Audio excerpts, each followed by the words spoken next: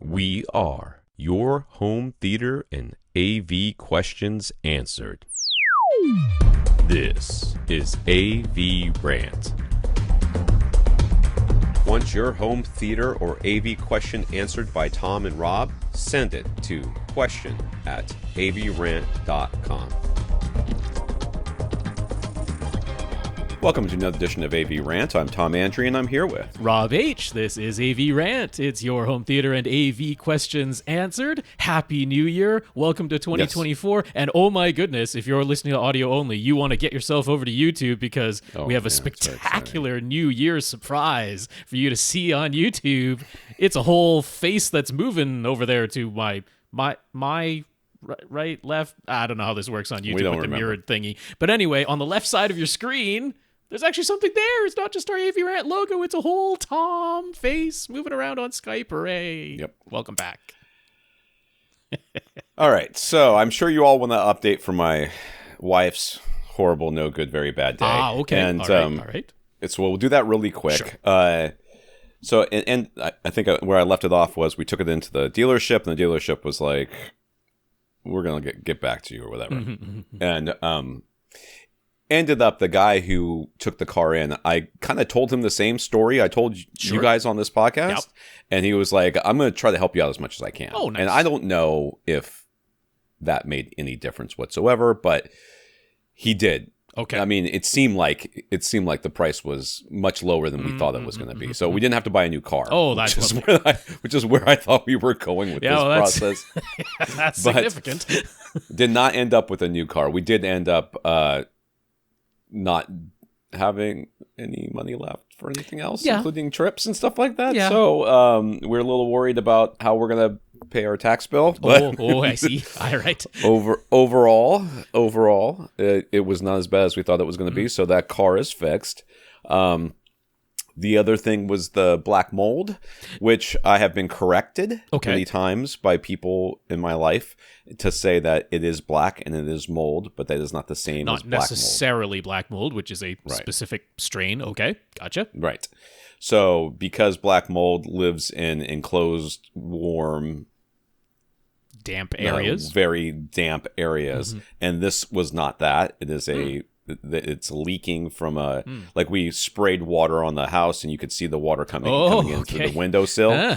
So it's something that's gotten wet and then dried and gotten wet and then dried over and over again. So there is mold back there, but it is not black mold. But they are still so today, of course, because what other day would it be but the day I'm podcasting? Yes.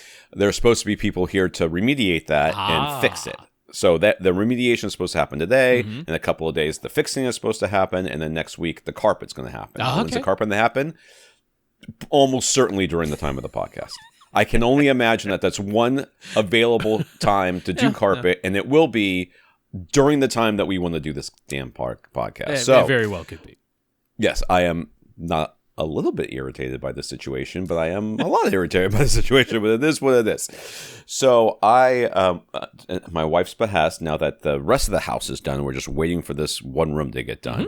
She has asked me to set up the home theater, at least partially. Yep. So I'm now back in the home theater because I have set it up partially. It has 3 speakers at the front because those are the ones that I run wires directly to and doesn't go through like a wall, whatever. So they can just move everything around when they want to put carpet in. Okay. And so they took down the screen and then they asked me how I wanted the screen to be put back up. And I told them what to do. And they said, instead of that, what if we just do what we want? So they hung the screen incorrectly. Which was much too high.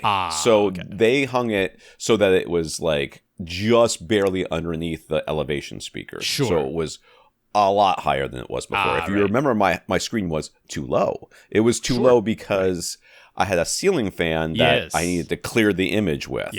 And the ceiling, I had to take the globe off and shorten up the little strings and everything that were there in order to get the ceiling, the image to go below the ceiling fan.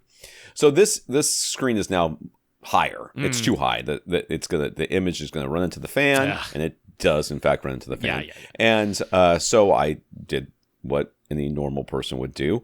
I went looking for fans that were shorter so that I could instead of just lowering the screen mount. Instead of just lowering the screen, just wait for the hubris to come in, Rob. It's coming. Okay. All right. Now, before we get to that, I do have to ask, since the screen was down for a time, is it still orange behind there, or is it all painted the same color as the rest of your theater now? It is now all the same color as the theater. That much happened. That much happened. Even more, Rob. Believe me. Okay. Upgrades. Upgrades abound in this theater. Oh, nice. So they put the screen too high. I went shopping for a fan. Before I did that, I centered the image on the screen. Mm-hmm. I used a tape measure. I put every possible orientation of the fan and the fan blades itself and everything else, trying to make sure I'm like, okay, if I am under 10 inches clearance, from the ceiling to the bottom of the fan, I should be good. Okay. Because it's not hitting anywhere. So I get to Home Depot or whatever, and they have exactly one fan that has that it's like a 9.7 something inches, whatever that is, and then has a light and doesn't have any strings coming down, so I don't have to worry about that. And I'm like, okay, and it's not that much. It was like $150. Okay, so I'm like, okay, all right. So I install the fan. We set it all up. We get the image going. Great, everything's perfect. Right. Next day, we start watching. And all of a sudden, I can just see two blades going through the image. They've drooped just enough in 24 hours. All right. Or everything was letterboxed before and I just didn't see it. I don't know. That could be too. But I did not notice it when I was projecting just a blue screen up there, the whatever. So I didn't notice it then. I'm saying that they drooped. I don't really know. But the thing was, the fan was a little bit bigger than the other fan. I think the other one was a 44 or 46, and this was a 52. So that's... whatever. That was the only fan they had. I didn't have an option. Yeah. So I did, in fact, have to end up lowering the screen. Okay. Slightly. Right. Which my wife was happy about because she thought it was too high. Yeah. Which was... our eye line was right at the bottom of the screen. Bottom edge of the screen, yeah. Yeah, that's too high. Yeah. It's a little too high. So we lowered it down a couple of inches. That kind of centered everything up, and now it's pretty good. Okay. But while they were... right before they mishung my screen, they were working on painting this room. And when they did that, they took the door off. And I was like, why are you taking the door off? They're like, oh, we have to do this and blah, blah, blah. I'm like, okay, well, there's speaker wire that's running around the door jamb, on the inside. Make sure you don't hit that. And I said, and while you have this door off, if I just got you a different door, could you put a different door on there? They're like, I don't know. You have to call our boss. So I called the boss. He's like, yeah, we could do that. We have to paint it. And if you get a solid door like you're talking about, you have to route out you have to cut the holes, and you have to route out for the hinges because some of that stuff will be pre-cut and all that. And he's like, we could do that. It'll be a couple $100. I don't know how much it's. I know that I could mess it up way more than a couple of $100 by myself. Sure. Because the floor's not level and there's a whole bunch of other things to consider that I don't know how to do this stuff. So I'm like, okay, I'll go get it. So I went to Home Depot to go get a solid core door by myself. Now, if you think, why did you see it saying by himself? You do not know how heavy solid core doors are. They are not like a normal door. You throw it over your shoulder, you walk out of Home Depot. This thing, I cannot move by myself easily. Yeah. This is okay, first of all, I am a man, and I subscribe to many machismo things that I probably shouldn't, because I think that I'm more evolved than that. But one of the things that I cannot do is ask for help at Home Depot. I can't do it. I cannot go ask somebody where something is. I am walking the store for 45 minutes.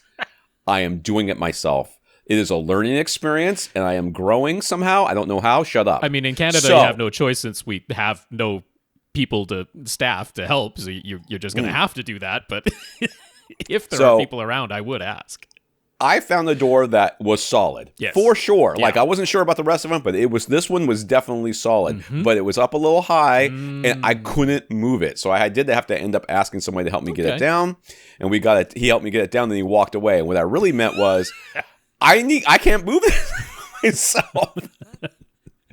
I mean, you got to get one of those, wheel dolly things to help you. Yeah, I know. So I went and got the dolly thing, but I got to get it up on the dolly. And I did that by myself somehow without ruining it too badly. And I got it home, and geez, I actually had to call my son. I'm like, listen, you need to come. Why wouldn't I ask somebody there to help me get it into the back of the truck? I don't. Did you hear the man thing that I just said a few minutes ago? I mean, because that's why it is like basically the weight of 1.5 full sheets of plywood, all it bundled together big. there. So that's it is solid. This door is heavier than any other door in our house. This door, when you go to push it open, you run into it half the time because you're not used to how hard it is to open and close this door.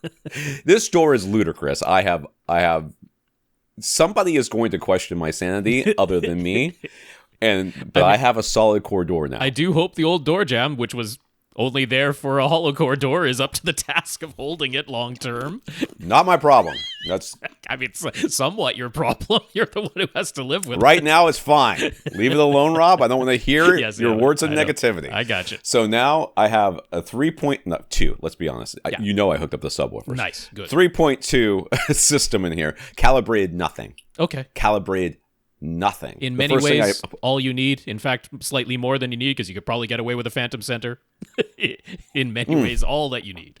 Yes, and I did nothing. I didn't set distances or trim. I didn't tow anything in or tow anything out. Is the old Odyssey still in there? No, because I've changed the number of speakers. You changed the number of speakers. Oh yeah, configuration fully done. The configuration. Gotcha. Now I have read, and I actually went looking for this, and I couldn't find the answer to this question. If you subtract speakers, I'm not sure that Odyssey breaks. But I'll tell you one thing. I know the distances aren't right. Okay. So because it says 4.5 feet or meters or whatever the heck it is for each speaker up front. And I know that was not the case before because they were all in line. So the left and right must have been further away. So I'm pretty sure it broke Odyssey doing it. And I don't really care. It's certainly not as bassy as I want it to be. Okay. But I don't. It's fine for right now, and I'm just happy I'm not squinting on a very small screen. So it's better than a laptop. That's for sure. So in 2 weeks, I think this will be done. Yes, famous last words. Well, it was supposed to be done right before Christmas. We were right there. That's what Rob. I mean. We were right there. It's the clerk's mantra. Wasn't even supposed to be here today, so yeah. I got my wife Barbie for Christmas, and one of my kids got me Oppenheimer. So Very good. One of these days, my wife's like, "We're gonna watch Barbie tonight, right?" I'm like, "Nope." She's like, "What do you mean?" I'm Oppenheimer like, first. No, I don't care about that. Not until we get the system set up fully. Oh, we gotta wait till we get everything set up. Yes, I'm not watching Barbie Oppenheimer or anything else until I have full surround sound and calibrated subwoofers. Yep, Thank you very much. I don't blame you. All right. Speaking of things we watched, Rob. Yes, indeed. Yeah. So I mean, had a nice holiday break there. Busy, packed full. Over on my end of the family, we ended up doing 2 Christmas dinners back to back to make sure that we got everybody in there. And one of them we had turkey, and the other one we didn't. My family definitely insists on having a turkey dinner at some point. So yeah, we were definitely more food than people by the end of those 2 days, but it was a good time. And so in all of that, I did not watch very much at all. I didn't take in any movies, but I did sneak in basically a whole season's worth of TV season these days being 10 episodes. So that was finishing up the end of season 3 of Only Murders in the Building, which always enjoyable. I mean, look, it's Steve Martin and Martin Short and Selena Gomez, and like I had mentioned earlier when I started this season, you've got Meryl Streep and Paul Rudd joining the cast. They weren't in literally every episode, but they were recurring guest stars, and so you're not going to go wrong with that cast of people. It's going to be fun. But this season, They focused much less on the whole podcasting side of things, which was definitely the main focus of season 1, and they've gotten away from that more and more in each subsequent season, even though it's still part of the plot. It's definitely taking a much more of a backseat. And then the way everything played out in this season 3, it was much more of a slow reveal. There are twists that come, but they all come towards the end. They all come in the last, the third to last and second to last episode is where everything sort of takes place, and the final episode is really just watching things play out without too much of a twist or anything going on. There are an unexpected twist, I suppose. It's somewhat of a twist to the characters, but everything's been pretty much laid out for you in the preceding 2 episodes. So it's a bit more of a slow burn this season in that way. One thing that was really nice about the first season that got the show so much praise is that it was, punch, punch, punch. There was stuff coming at you. Every episode really kept you engaged. This one, you have to be willing to sort of wait through and watch things play out, and then the twists happen and the second to last and third to last episodes, and that's almost where everything of interest in this season happens. That said, what's going on throughout this entire season is attempting to put on a musical. And the musical numbers that were written for this season, it was, I believe it's the same group that was behind the Broadway musical The Waitress, which is like Sarah Bareilles and her whole writing group. Okay. And I mean, Sarah Bareilles is a fantastic musical artist, and her writing partners in that are really, really talented. So the songs in this, even though like we get to see full performances of I think 2 or 3 songs, mostly in like the rehearsal stage as far as what's going on in the show. But I mean, they really are top notch. It's good enough that I'm like, I kind of want to see this entire play as an actual musical at some point, because it is top-notch Broadway musical writing, performed really well. So yeah, that alone is worth it. And I sort of was like, I would have very much enjoyed more of that in the show. You only get little tastes of it here and there, although, like I say, at least you get to see a couple of complete numbers, and they're really, really fun. So yeah, definitely enjoyed it, but it is a little bit of a change in pace of storytelling, a little bit of change in structure versus the previous 2 seasons. So be prepared to be a little bit patient with it. If you were hoping for the same punchy storytelling as the first season, it's not quite here. But they're trying some different things. Got to change it up a little bit. And certainly an engaging watch. And then the other one that I watched, which hasn't finished airing yet, so I haven't seen the final 2 episodes because they have not aired as of yet, is The Curse. This is a new show. This is Nathan Fielder, who I've become a big fan of from Nathan For You and The Rehearsal. This is his latest show. Thanks, yeah. So Nathan For You and The Rehearsal were unscripted and then semi-scripted, and now The Curse is a fully scripted show with his longtime writing partner Benny Safdie, who is now also an actor and an on-screen character in the show, and then Emma Stone is the main name in this show, and so Nathan Fielder and Emma Stone are playing a 1-year married couple, fairly newlywed couple, and they're attempting to launch their own home and garden television improvement show, where they've basically, using Emma Stone's character's father's money,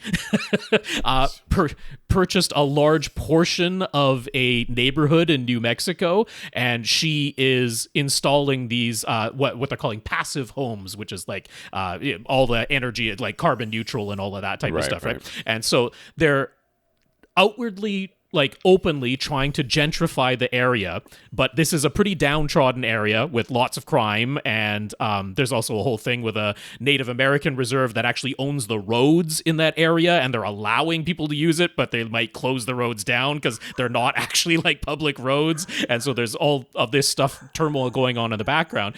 But the whole I think the workers are here. There is some noise. There's a doggo barking away. Dog going crazy. But yes, the whole point of the show is that Emma Stone's character in particular is the type of person who is only looking for praise, wants to be, really, really helpful, savior complex, all of that type of stuff, but is, like, of course, very self-serving, exceedingly narcissistic, except she would never, ever, ever admit it.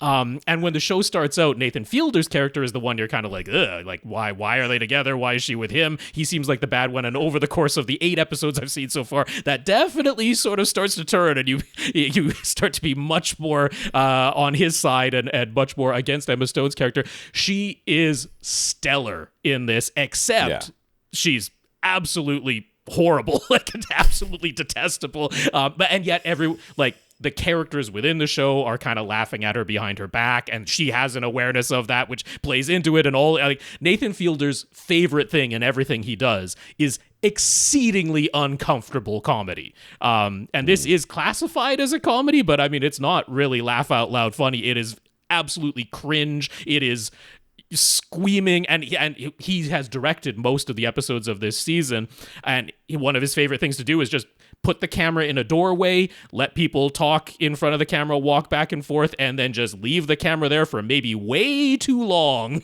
and just let you be uncomfortable as a viewer for an excruciating amount of time in a lot of things. So it's that type of show, and if you don't like that, then fair warning, this is definitely all about being uncomfortable. There are tinges of a lot of tension and almost horror vibes, because the character that Benny Safdie portrays, he's like the director and almost producer of the Home and Garden television show that they're trying to launch. And he has this tragic background with his wife who died, and it was involved drunk driving, and he was in the car and all this stuff. And so he now, with all his guilt that he's carrying around, keeps himself perpetually at the same blood alcohol level as when his wife died, just to see if, like, what's gonna happen if he just stays there all the time, because he cannot move on from that moment. And so there's all this time where it's like, yeah, he's driving a car and he's at like 0.078%, like just under the legal limit. And it's like, okay, what's going to happen? And so, yeah, critics who have seen the entire season have warned that the ending will basically just make you go, huh? What? Like, what is all that? That's sort of been I don't know what the particulars are. And I sort of feel like because it's Nathan Fielder and because of the way the rest of the show has gone, that nothing is actually going to happen. I think that's kind of the point of just like keeping you in this constant state of, what am I even watching? What is going to happen? They've like put all this tension in place. When is the thing going to happen? I'm like, I don't think the thing is ever going to happen. I think that's the point of the show. I think that's what the curse is just to live like this perpetually. I sort of think that's what's going on with the show, but that's just my prediction. I haven't seen the last 2 episodes. We'll see what happens, but I'm enjoying it. Emma Stone's performance is fantastic. Nathan Fielder and Benny Safdie cannot keep up with her as actors. They absolutely cannot. And that is a little bit visible and noticeable in the show. She is head and shoulders above everyone else. But yeah, I enjoy it very much. If you are listening to all that and going, that sounds intriguing, then I can give it a thumbs up to you. But be warned, if you do not like being uncomfortable and cringing about everything you're seeing, then it's not for you. No. All right, so we haven't really watched much. It's been kind of crazy, but we are caught up on Reacher, as Reacher is coming out on Amazon Prime, and that's a fine show. I'm increasingly intolerant of shows that refuse to admit that people who commit crimes are going to go to jail. Okay, no matter how well intentioned. You know, like he's just like telling people, he's like told the feds, like, oh yeah, they're like, oh well, we're gonna get these guys, we're gonna put them in jail, and he's like, not if I kill them first. I'm like, you can't say that to the fed. You can't say that to law enforcement. It doesn't matter. And the law enforcement guys are like, oh, he's just like his brother. I'm like, what are you talking about? Yeah, that is quite overtly a crime. I mean, that's like by definition premeditation. I mean, like, Yes. You can't. So I don't know. I guess I've to some level I've gotten to the point where I'm just like unwilling to tolerate this whole you know, you got to give me some explanation for why you're getting away with these crimes and not just because you're in the right. Okay. You know, it's like what they say. I remember I was reading a life story of some guy, and he was unfairly in prison, so he broke out and he went and found, you know, the real person who committed the crime and brought them to justice, and they're like, yay, we're going to let you off for this crime. You're going back to jail for breaking out of jail.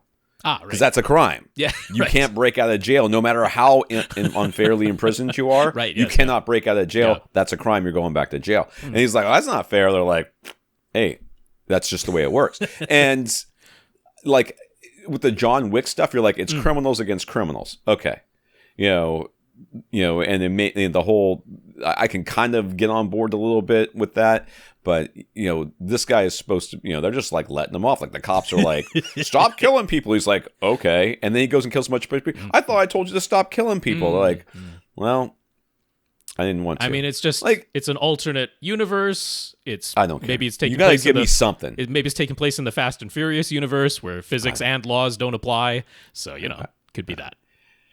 So the workers are here. I'm going to go check them out. Rob, why don't you go through the listeners of the week and get us started here? All right, I can do that. We're going to have a blank screen over there on the left-hand side. But before I actually do that, I will say what this podcast is. Why not introduce ourselves? Perhaps in the brand new year, you're joining us for the first time. So this is AVRant. It is your home theater and AV questions answered. And to get your questions answered, all you have to do is ask. You ask by emailing us at question@avrant.com. That is by far the best way to get in touch with us, is via via email, question@avrant.com. You can, of course, come to our website, which is avrant.com. You can find our show notes there. Those show notes contain links to products that we're recommending or talking about. There's also going to be a link in the show notes for each show to a Flickr album, which has images that you can view. Sometimes we're discussing things or people send us in pictures of their room, so that really helps to get a visualization that way. And if you're watching us on YouTube, which of course is youtube.com/AVRant, you can see the images there as we're talking about them, but they'll also be in the Flickr album for your perusal if you'd like to see them that way. Getting in touch with us, you can find us at facebook.com/AVRant podcast, and you can reach out to us individually. Tom's email is tom@avrant.com. I am rob@avrant.com. And we have our pinch hitter, Lee Overstreet, who sits in whenever Tom or I cannot make it. He has an email address as well, lee@avrant.com. So 3-letter names for each of us, easy to find us. I am on social medias of different kinds. You'll find me at First Reflect is my handle wherever I might be. Still showing Tom's former Twitter handle in his lower third if you're seeing the YouTube version, but that doesn't actually work anymore. That's pretty defunct. I think that account has been fully shut down. So at some point we'll have to change those graphics. That's all the ways to get in touch with us. And as Tom alluded to, we'll talk about our listeners of the week. Listeners of the week are people who have supported this podcast in some way. So one of the ways you can support us is by coming to our website, avrant.com. On the desktop version, over on the right-hand side, there is an image of a cup of coffee, and it says Support AVRant. If you click on that, it takes you to PayPal, where you could make a one-time donation that way. You do not have to have a PayPal account to use that. You can just enter a credit card, and you can also set it up to be a recurring donation if you would like to do so. At the moment, Tom didn't put any names in the show notes for PayPal donations one time, so I'm assuming there weren't any, but who knows? Maybe he'll come back and I'll ask him and he'll say there were some. But as far as I'm aware, no PayPal donations at that time. But we do have financial support from our patrons over at patreon.com/AVRant podcast. That is the place to go if you'd like to sign up to make an automatic monthly donation. Minimum of $1 a month, or as much as you choose will be perfectly fine. So we have 133 paying patrons right now, and we thank you very much for your financial support. People also support us in other ways.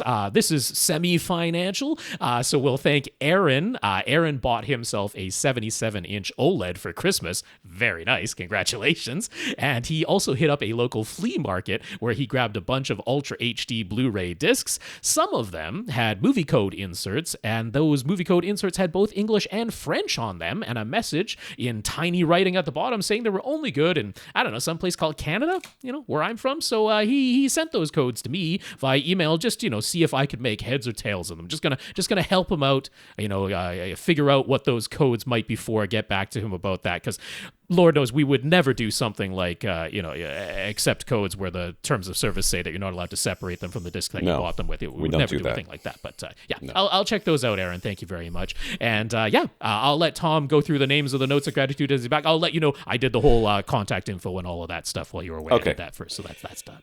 Yeah, they came in, made the dogs go crazy, and then went back outside, and now they're all standing out there smoking cigarettes or something. Oh, okay. I don't know what they're doing. That means the dogs are going to bark again at some point, but that's all right. That's right. And I'll ask you right now, did we have any PayPal donors, or did I miss that? We did not. Okay, there it is. We did not. Confirmed. But yes, notes of gratitude that came in. Got some from Karl, Jim, who picked up a Denon X3800H over the holidays. He made the classic mistake of looking up reviews afterwards, and now he knows what we mean when we joke about certain forums and types of responses you received there. Yikes.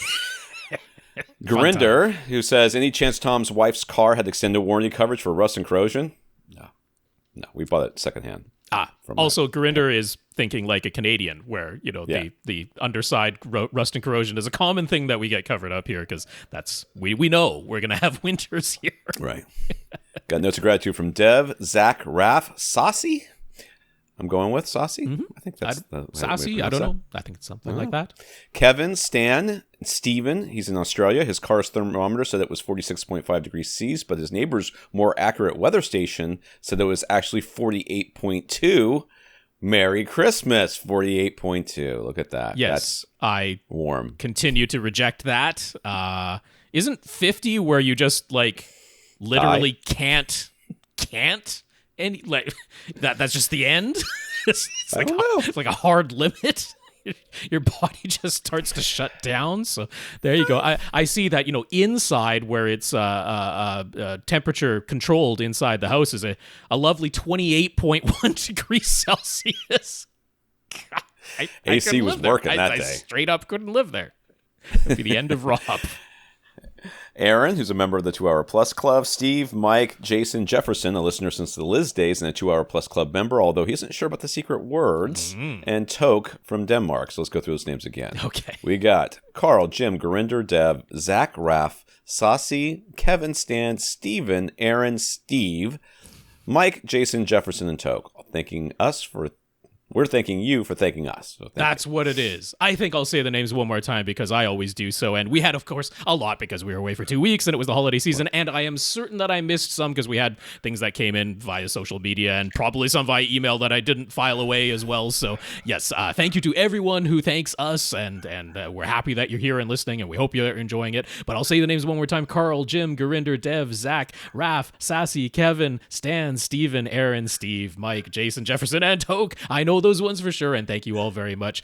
Your notes of encouragement are definitely appreciated, and a big thank you to everybody who continues to listen and send in your questions. So in the news, Dirac Live Bass Control is now available as a paid add-on to Denon and Marantz's upper-tier receiver and pre-pro models. Bass Control is essentially Dirac's version of multi-sub optimizer and requires that you already have Dirac Live full bandwidth, which is a thing. That's not Dirac Live and then full bandwidth. Something else. It's all capitalized. That's right. Dog's going nuts. Yes. We were expecting this. Back in. It's going to be all right. They got their little red booties on and stuff like that, so it's going to be a thing. So they're treating it like it's black mold, which I guess is what they should do anyways. But they're going to get it tested. Better safe than sorry. They're going to get it tested, and then we'll find out it's probably not really black mold, and that'll be the hopefully. Honestly, hopefully. Yeah, it's available for the Denon X3800H, which that one guy was whatever. Now you can have it. Spend hundreds of dollars. It is more. Definitely hundreds of dollars. For 3800H, 4800H, 6800H, and the A1H receiver models, as well as the Marantz Cinema 50, 40, and AV10 Cinema 50 and 40 receivers, and the AV10 Pre-Pro. Let's go through the pricing. Yeah. To begin with, Dirac Live full limited bandwidth room correction, only EQs from 20 hertz up to 500 hertz, which, hey, there's plenty of people out there who said you shouldn't do it above something. That's about it. Number. It's the base. 500 hertz and below is base, and that is what limited bandwidth corrects is the base. $259. That's right. That's too much. I'm not paying that. That's not a chance in heck. I am paying that. And that is the standard room correction. We're not into the bass control part of things yet, but we're going through the everything so you understand what you're getting into if you're going to go whole hog Dirac on your Denon or Marantz receiver. So you can upgrade to full bandwidth later for another $99, or you can pay $349 to get full bandwidth room correction right away to save $9 whole bucks. That's the difference in price there if you do it from the get-go. Yep. So if you've already decided to spend $350 or whatever, or maybe your thing already came with it, you've got full bandwidth room correction, paying another $350 will add Dirac Live bass control for just a single subwoofer, just one. That's correct. Is what we would tell you to do, because we were going to treat all our subwoofers as one and EQ them as one, but whatever. Yeah, I mean, if that's the format that you're going for, and you're really just trying to get the best version of Dirac's crossover implementation. Right. That's what well, actually, I would tell you right now not to do this at all. I think I've already said that. Yeah, it could be. Yeah. It's a lot of money. Anyways, this will treat your single sub plus your front, left, and right speakers as multiple sources of bass in order to get the best crossover possible across your seating area. I know that's dumb, but whatever. Paying $499 gets you bass above the $350. Right. So like you've started by paying the $350 to get the Dirac Live room correction full bandwidth. Then you could pay another $500 on top of that to get Dirac Live bass control multi subwoofer. Okay. Yes. So now you're at $850. If you start out by getting a single sub version, you can upgrade it to multi sub for $169. That's right. So the $499 price saves you $19. That's correct. Woo. If you're keeping track, that would have been either $689 or $707 to get Dirac Live full bandwidth and bass control for a single sub if you buy them separately at different times. There's a bundle of full bandwidth plus single sub for $649, saving you at least $49. Mm-hmm. And finally, the bundle for Dirac Live full bandwidth room correction plus multi-sub bass control costs $799, which is $800. That's what it is. Again, saving you at least $49, or as much as $77 if you bought limited bandwidth first and upgraded to full bandwidth, and then the single sub bass control, and then upgrade that to multi-sub. At the moment, there's a 30% discount available for the bass control options, and the software runs on both Windows and Mac, and oh my god, don't do it. Yeah, so they are absolutely 100% betting that your cognitive dissonance will convince you that this is making a humongous difference, so that you will go online and tell people, I am not an idiot for spending $800 on this. I am smart, therefore I know I'm smart because it worked. And it's so much better that you have to do it too, so that we can both agree it's better, so I can feel better about the fact that I know deep down in my heart of hearts that this sounds exactly the same as Odyssey. I mean, if you got a Denon X3800H from Accessories for Less, refurbished, yes. Where at the moment that I checked it, they've got it priced at $1,100, but it was at $1,000 over the holidays there. So I mean, this is adding 80% of that price on top of it, if that's the model you're going with. I mean, if you're going with the $6,500 A1H at full retail price, then adding another $800 might not seem that bad. So it maybe makes a little more sense as a percentage when you get to the flagship models and that. But yeah, that's, just be aware if you want to go full Dirac in the Denon or Marantz family of receivers and the one pre-pro model, the AV10 from Marantz there, then it's a not insignificant sum of money that you might be spending to do that. Yes, it is dumb. Don't do it. It has the advantage of working on Mac, which Odyssey Mult-EQ-X only works on Windows at the moment. But I mean, the most you can pay on Odyssey, other than buying a new receiver to get it, is what, $200? $200 for Mult-EQ-X. For Mult-EQ-X, yeah. Odyssey's like, geez, we could have really charged a lot more. Also, for Dirac on the Denon and Marantz, you do need to purchase a separate microphone, a USB microphone that will plug into. That is true. You're not even factoring that in. Yeah, so that's probably about $100 to get a UMic 1 as well. So now we're at $900 to go whole hog on the thing. So that's a whole another receiver. There you go. I cannot express to you how little I think you should do this. Amazon sent out emails to Prime Video subscribers to warn them that January 29th is when ads will start appearing if you just keep your existing Prime membership. And in Canada, the ads will start showing up 1 week later on February 5th. You can pre-register for the optional $2.99 a month to keep Prime Video ad-free. You won't be billed until the ads start showing up, and it's $2.99 Canadian too, rather than being a higher price due to the exchange rate. Yeah, I got that email. We watch so little Prime that I don't care. I mean, yeah, many Prime subscribers don't or rarely use Prime Video, so in that case, they're not going to be paying any extra. But if honestly, Prime Video has quite a bit of good content on it, so it does. Yeah. I am going to check out how it is with the ads. I'm going to do that first. I have not pre-committed myself to paying the extra $3 per month. But depending on what the ad load is like and how much I do find myself watching things on Prime Video, I am considering that I might do this, because this is not, a Netflix $27 thing like it would be for me in Canada. This is $3, so I might consider it. We'll see how it goes. All right. Some good news for Sony PlayStation Store customers who bought Discovery shows. Sony warned last month that due to their licensing agreement with Warner Brothers Discovery, all Discovery TV shows would vanish from the PlayStation Store content library, and you wouldn't be able to access any of them after December 31st. No refunds. Yeah. But now Sony says, we've worked with Warner Brothers to update our licensing agreements, ensuring that customers will be able to access their previously purchased content for at least the next 30 months. 30 months. Not days. Months. They reiterated that they do not own the licensing rights to Discovery content, but at least this gives you another 2.5 years to figure out an alternative way to access the shows you might have bought. Quote unquote. I mean, obviously, they released that just to get people pissed so that they would email Warner Brothers and then help leverage their negotiations. Something.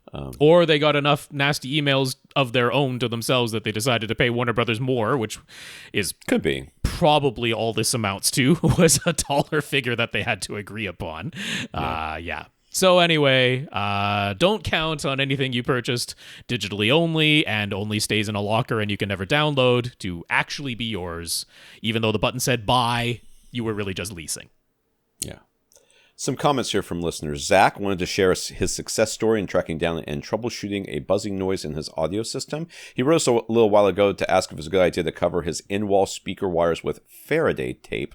We said no. And Zach specifically thanks Tom for advising against it and championing stopping at a 5.1 configuration in Zach's room. After firing up his system, following the installation, he heard a faint and consistent buzzing sound coming from all 5 of his speakers. The buzzing did not change at all with the volume or when he switched to different sources. So the thought crossed his mind that maybe he should have used that Faraday tape after all. I don't remember the Faraday tape. No, really? That sounds insane, though. Like, I definitely would have said that's dumb. But I just like how in his email, 100% of the credit went to what you said. I didn't exist. Nothing what did I said. say? I don't even remember. You just said, no, don't do it. I just said, he got to, that's dumb. And then he turned off the podcast. It was good times. I wish anyone in this house listened to me the way that this man listens to me, as Zach does. All right. But then he remembered that he had switched out the USB power adapter for his SVS SoundPath wireless subwoofer kit. Sure enough, as soon as he unplugged the SoundPath wireless transmitter, the buzzing disappeared completely. And thankfully, using a better USB power adapter was all it took to completely fix the issue. So it was some sort of, like a power, like it wasn't giving enough power to the... Yeah, that's weird, man. That USB power adapter. I can understand that, to be honest with you. The power adapter itself, which might, we don't know where things are physically placed in relation to one another, so it might have been very close to the AV receiver, for example, and the little power brick itself was just like throwing off a massive amount of EMI, which is not out of the realm of possibility. It's just a big old coil of wire in there. It is producing a large magnetic field if there's no magnetic shielding inside of that little power brick, so yeah, it's not out of the realm of possibility that a cheap one, zero shielding, big old coil of cheap wire in there. It's just a massive EMI field that was close enough to your AV receiver to induce some interference. It's within the realm of possibility for sure. Yeah, a lot of stuff. Yeah, I think you should tape your entire house with Faraday tape. Just tape yourself. I read. Just tape yourself. I don't remember. With Faraday tape. Totally I read somewhere somebody. And it was, one of the various conspiracy theory groups, and they, the kind of people that are worried about the government tracking them, and 5G and all that crap. Mm-hmm. And somebody had built like a little Faraday cage around their router to keep the government around the router. Perfect. From and then they were like, my Wi-Fi sucks. Yeah. I'm like, I mean, thankfully they never grounded it, so they still got some signal, but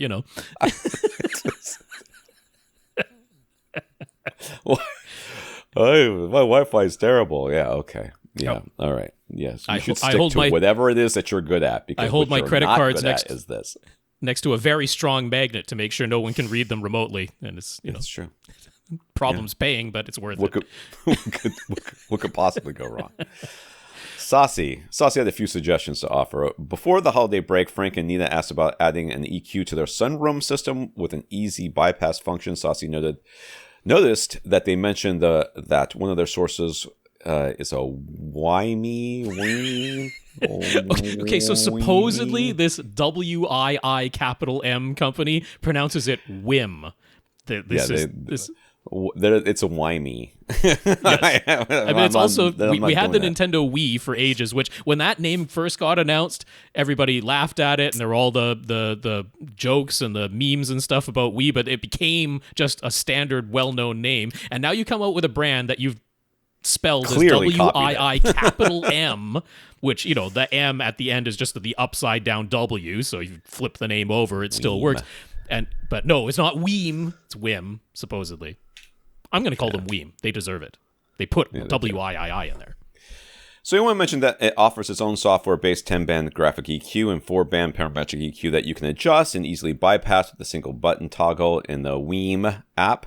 And while that obviously would only apply to content being played by the Weem and not their sources, Sasi figured it might be a good idea for Frank to experiment with it to see if it can deliver the results he is hoping for, since they already have it on hand and it wouldn't cost anything extra. Good suggestion, Sasi. Like it.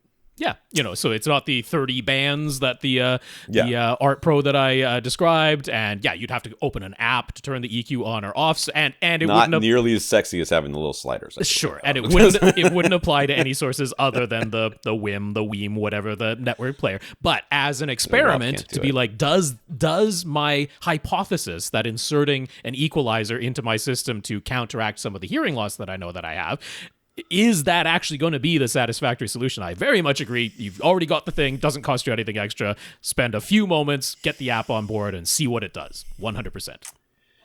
So Sasi has other suggestions here.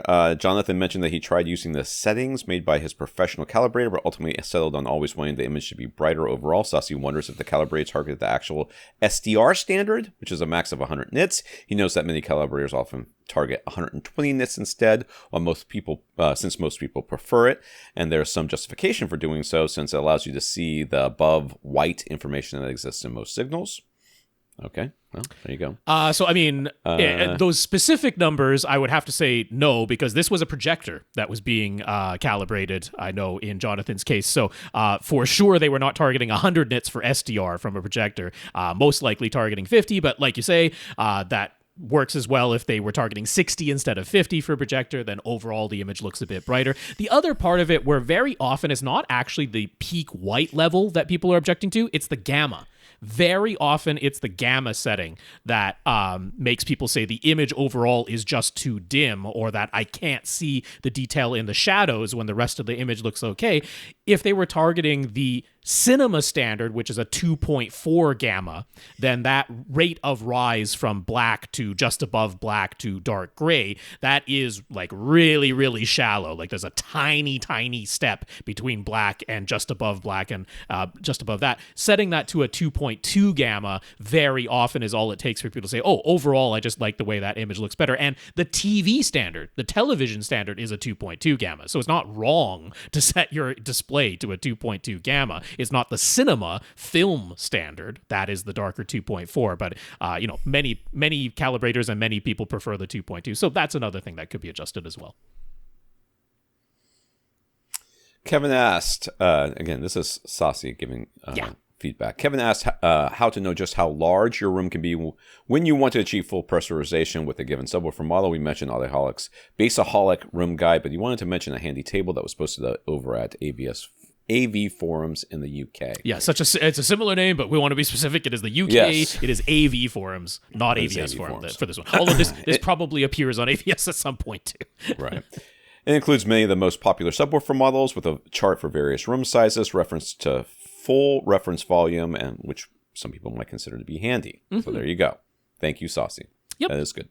And they do put in a offset at the bottom there saying like, hey, if you have 2 of these or 3 of these or 4 of these, add this much to the figure that's up at the top for the single one, because it very well might be the case that, like a great example, I think they got the PC 2000 in there. I'm not sure if it's even the Pro, but it's like, the single one was like not, according to this, for full cinema reference volume, was like a couple of dB shy for like a 3,500 cubic foot room, which, makes that is about exactly like we would expect. About 3,000 cubic feet is where that one sort of tops out. But they're like, yeah, if you have 2 of them in the room, now you have enough output for 3,500 cubic feet. So yeah, be aware of that little offset at the bottom as well. Yeah. Sorry, I was looking at the chart. Mm-hmm. Infinite Gary got his Sugden 30 watt per channel Class A amplifier / space heater. He put a wooden plinth on top of his SVS subwoofer and set the new space heater on top of that. So far, heat-wise, it actually runs slightly cooler than his Parasound Halo JC1. So it's really not that bad. He broke it in. Mm-hmm. I did not. That was not an internet glitch. That was me choking on those words. He broke it in with some Christmas music. How appropriate. There we go. So there it is. If you want to see a picture of it, go to youtube.com or go to our website and check out the image of two speakers far too close together to be anything other than mono. So, questions for a whole new year. What is that noise? I don't know. There was sound. I heard something going on behind. I don't know what it was. They're doing something in this house. I don't have rewinded cut real the wall out for all I know. Mase or Mase? I'm going to go with Mase. I think it's Mase. Yeah. Mase? Mase. I'm pretty sure it's like short part of the rest of their name. So yeah, I'm pretty sure. Right. It's got to be some sort of nickname here. Maybe it's not. It is. Yeah. No, I saw the email. It's definitely it's what they go by. Okay. Okay, Mase. Mase. How low can you go? Okay. Denon X3800H versus Onkyo TXRZ50. Accessories for Less has good prices on both of them, with the 3800H costing $100 to $200 more. He's currently running a 5.2.2 configuration with a pair of subwoofers and a set of tactile transducers in his chairs. He has mini DSP and his current receiver is a Yamaha. He's thinking he might like to expand to a 5.4.6 configuration, 4 subs and 2 tactile transistors, I'm guessing. No, 6 overhead speakers. Oh, 6 overhead. Yeah. Sorry. 4. Yeah. My brain just farted. Anyways, keeping his technical transducers as well, the Denon would allow him to do that, but the Onkyo would not. At its 11 channels of processing can only be configured for 7.2.4, and only the Denon gives the option of setting one of its subwoofer outputs as a dedicated tactile transducer pre-out. But an extra pair of overhead speakers probably isn't the make or break, right? And he already has the mini DSP for managing the tactile transducers. So does this really boil down to Odyssey versus Dirac? The Denon can run Dirac. Yeah, but it costs extra, which seems like an understatement. Like, I think we need to qualify that, or it costs double or something. Well, if you go for whole hog for all that's available now, yes. And let me see. And the X3800H already costs a bit more to begin with without Dirac on board. And then both the Denon and the Onkyo can be upgraded to Dirac Live bass control for another additional charge. But if you're going to do that, you just wait until receiver models arrive that can do Dirac Live Art, active room treatment. When will that be? 2025? 2025. We really don't know. We don't know, do not know. But you will push me over with a feather if it's in 2025 that we see this Dirac Live. If we ever see it, I think I would be surprised. I am going to say go with the Odyssey.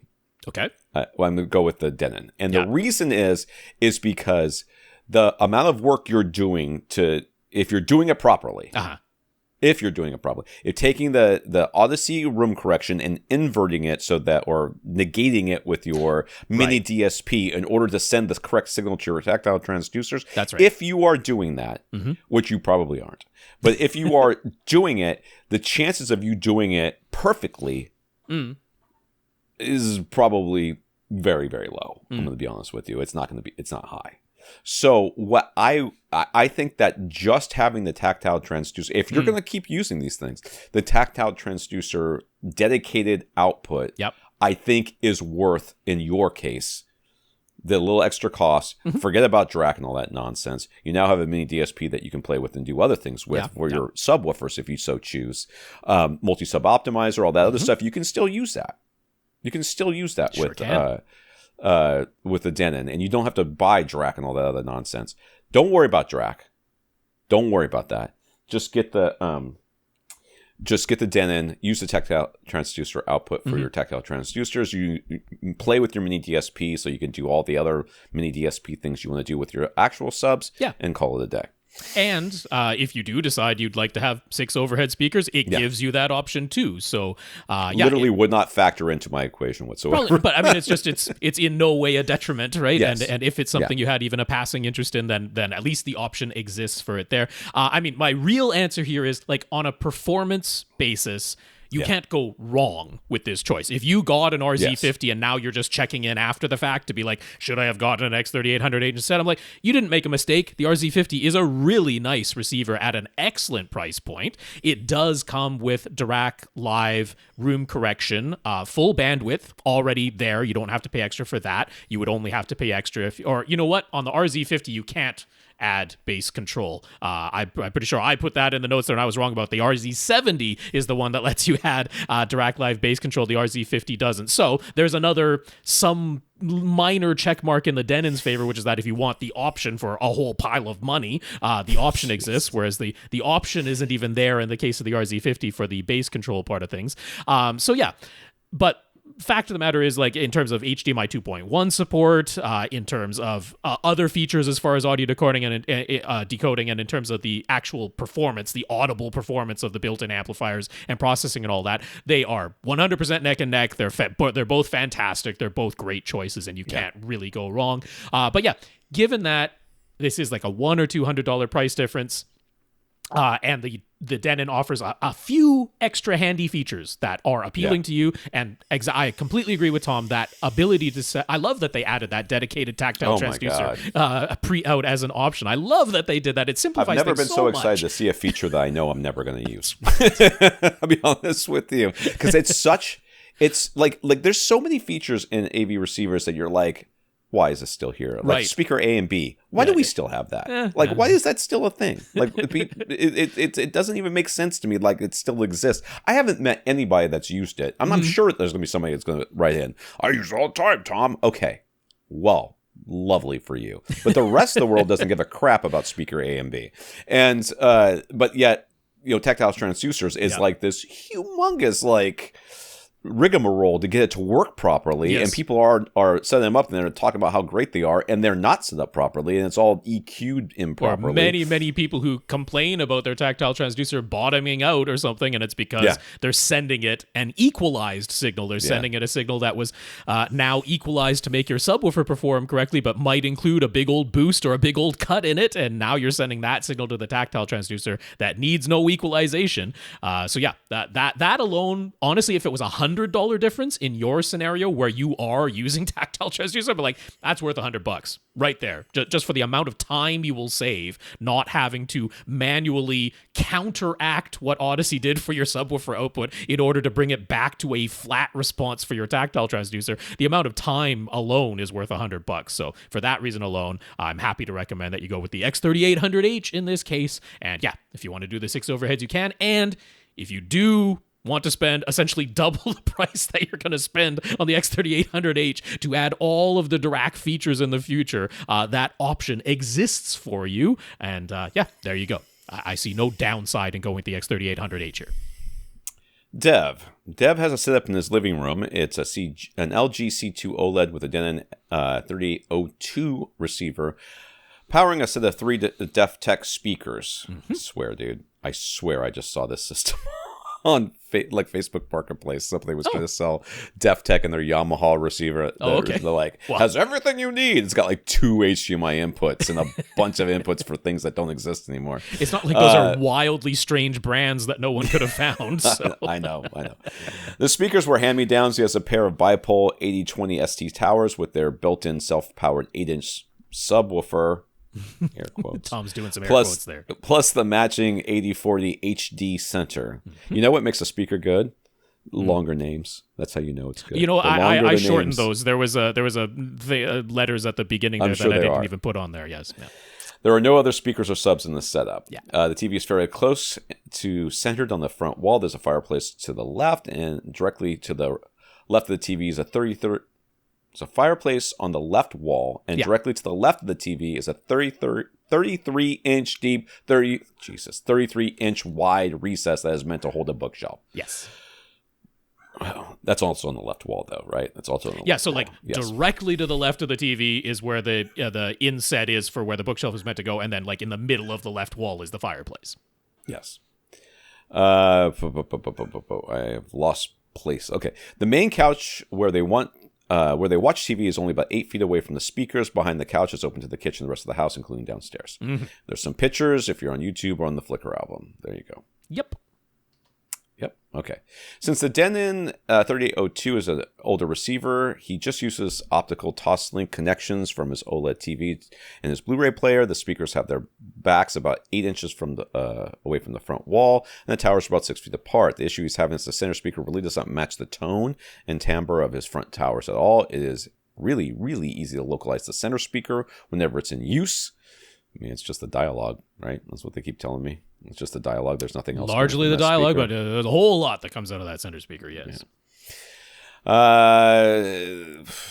Whenever it's in use, this is a case where even though the center speaker is right below the TV, it does not seem as though voices are coming from the actors' mouths, and then voices also sound a bit muffled and not realistic. Let me scroll back up for a second. Just look at this thing. Yeah, I mean, this center speaker is right below the bottom edge of the TV, so this is an unusual result. I definitely have something in mind that I suspect might be going on here, but I'll wait until we've finished reading the question before we dig into all that. If he switches to stereo listening mode and just uses a phantom center, it sounds a lot better, but even then, just at a normal volume, he's finding the sound fatiguing if he watches an entire movie. He was planning to upgrade his sound system in stages over time, but would the change of speakers even help in this case? He listens to us enough to know that his room will likely benefit from acoustic treatments.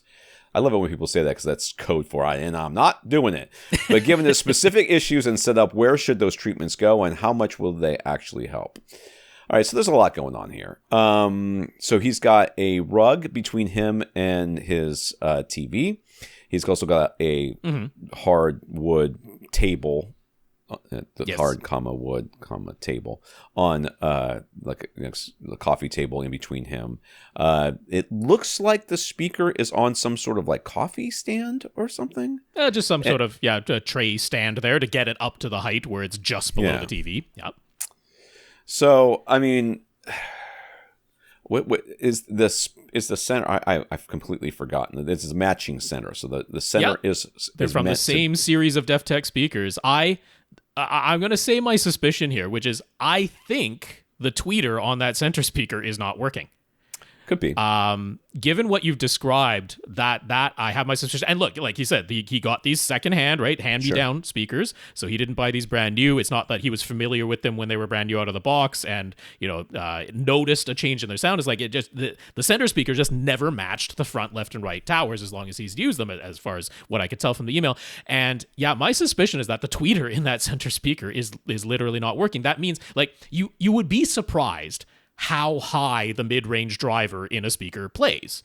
It plays very high. There is a whole crossover where the mid-range driver is still playing, and it goes up quite high. But the mid-range driver becomes very, very directional when it's playing those high frequencies. Now, normally we don't notice that because there's a tweeter playing those high frequencies with very, very wide dispersion, and that's what lets our brain basically take the sound where it's coming from, all those consonant sounds that we use to understand dialogue, and our brain puts it together with the lips moving on the TV, and we say, well, that's where the sound came from. That's what makes sense. But if you have only a mid-range driver now playing and the tweeter is not playing, and all the high-frequency sound that you're getting is from a mid-range driver that is essentially beaming that sound to you, that's what you've described, and it would also explain why things sound muffled and not realistic if you're missing a whole bunch of high-frequency information, wide dispersion high-frequency information that ought to be coming from the tweeter. Because realistically, like, this is not a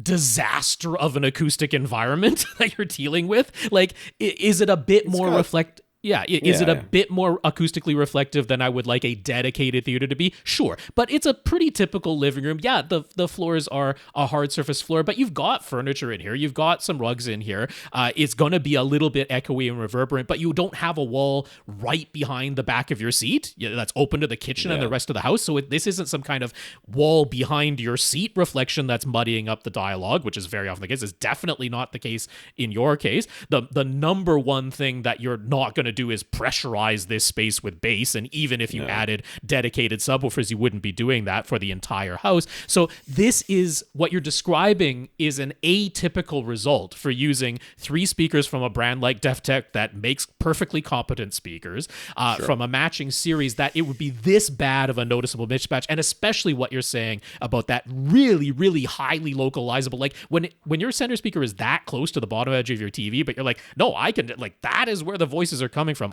My brain cannot trick itself into thinking that it's coming from, 10 inches higher? Like that just doesn't make sense if the speaker is functioning properly. That would be a completely unexpected result in your setup. It shouldn't be that noticeable at all. So I think you have a busted tweeter in that center. It would explain everything you described. So if that's the case, if I'm right about that, you can confirm it by playing pink noise or a sweep.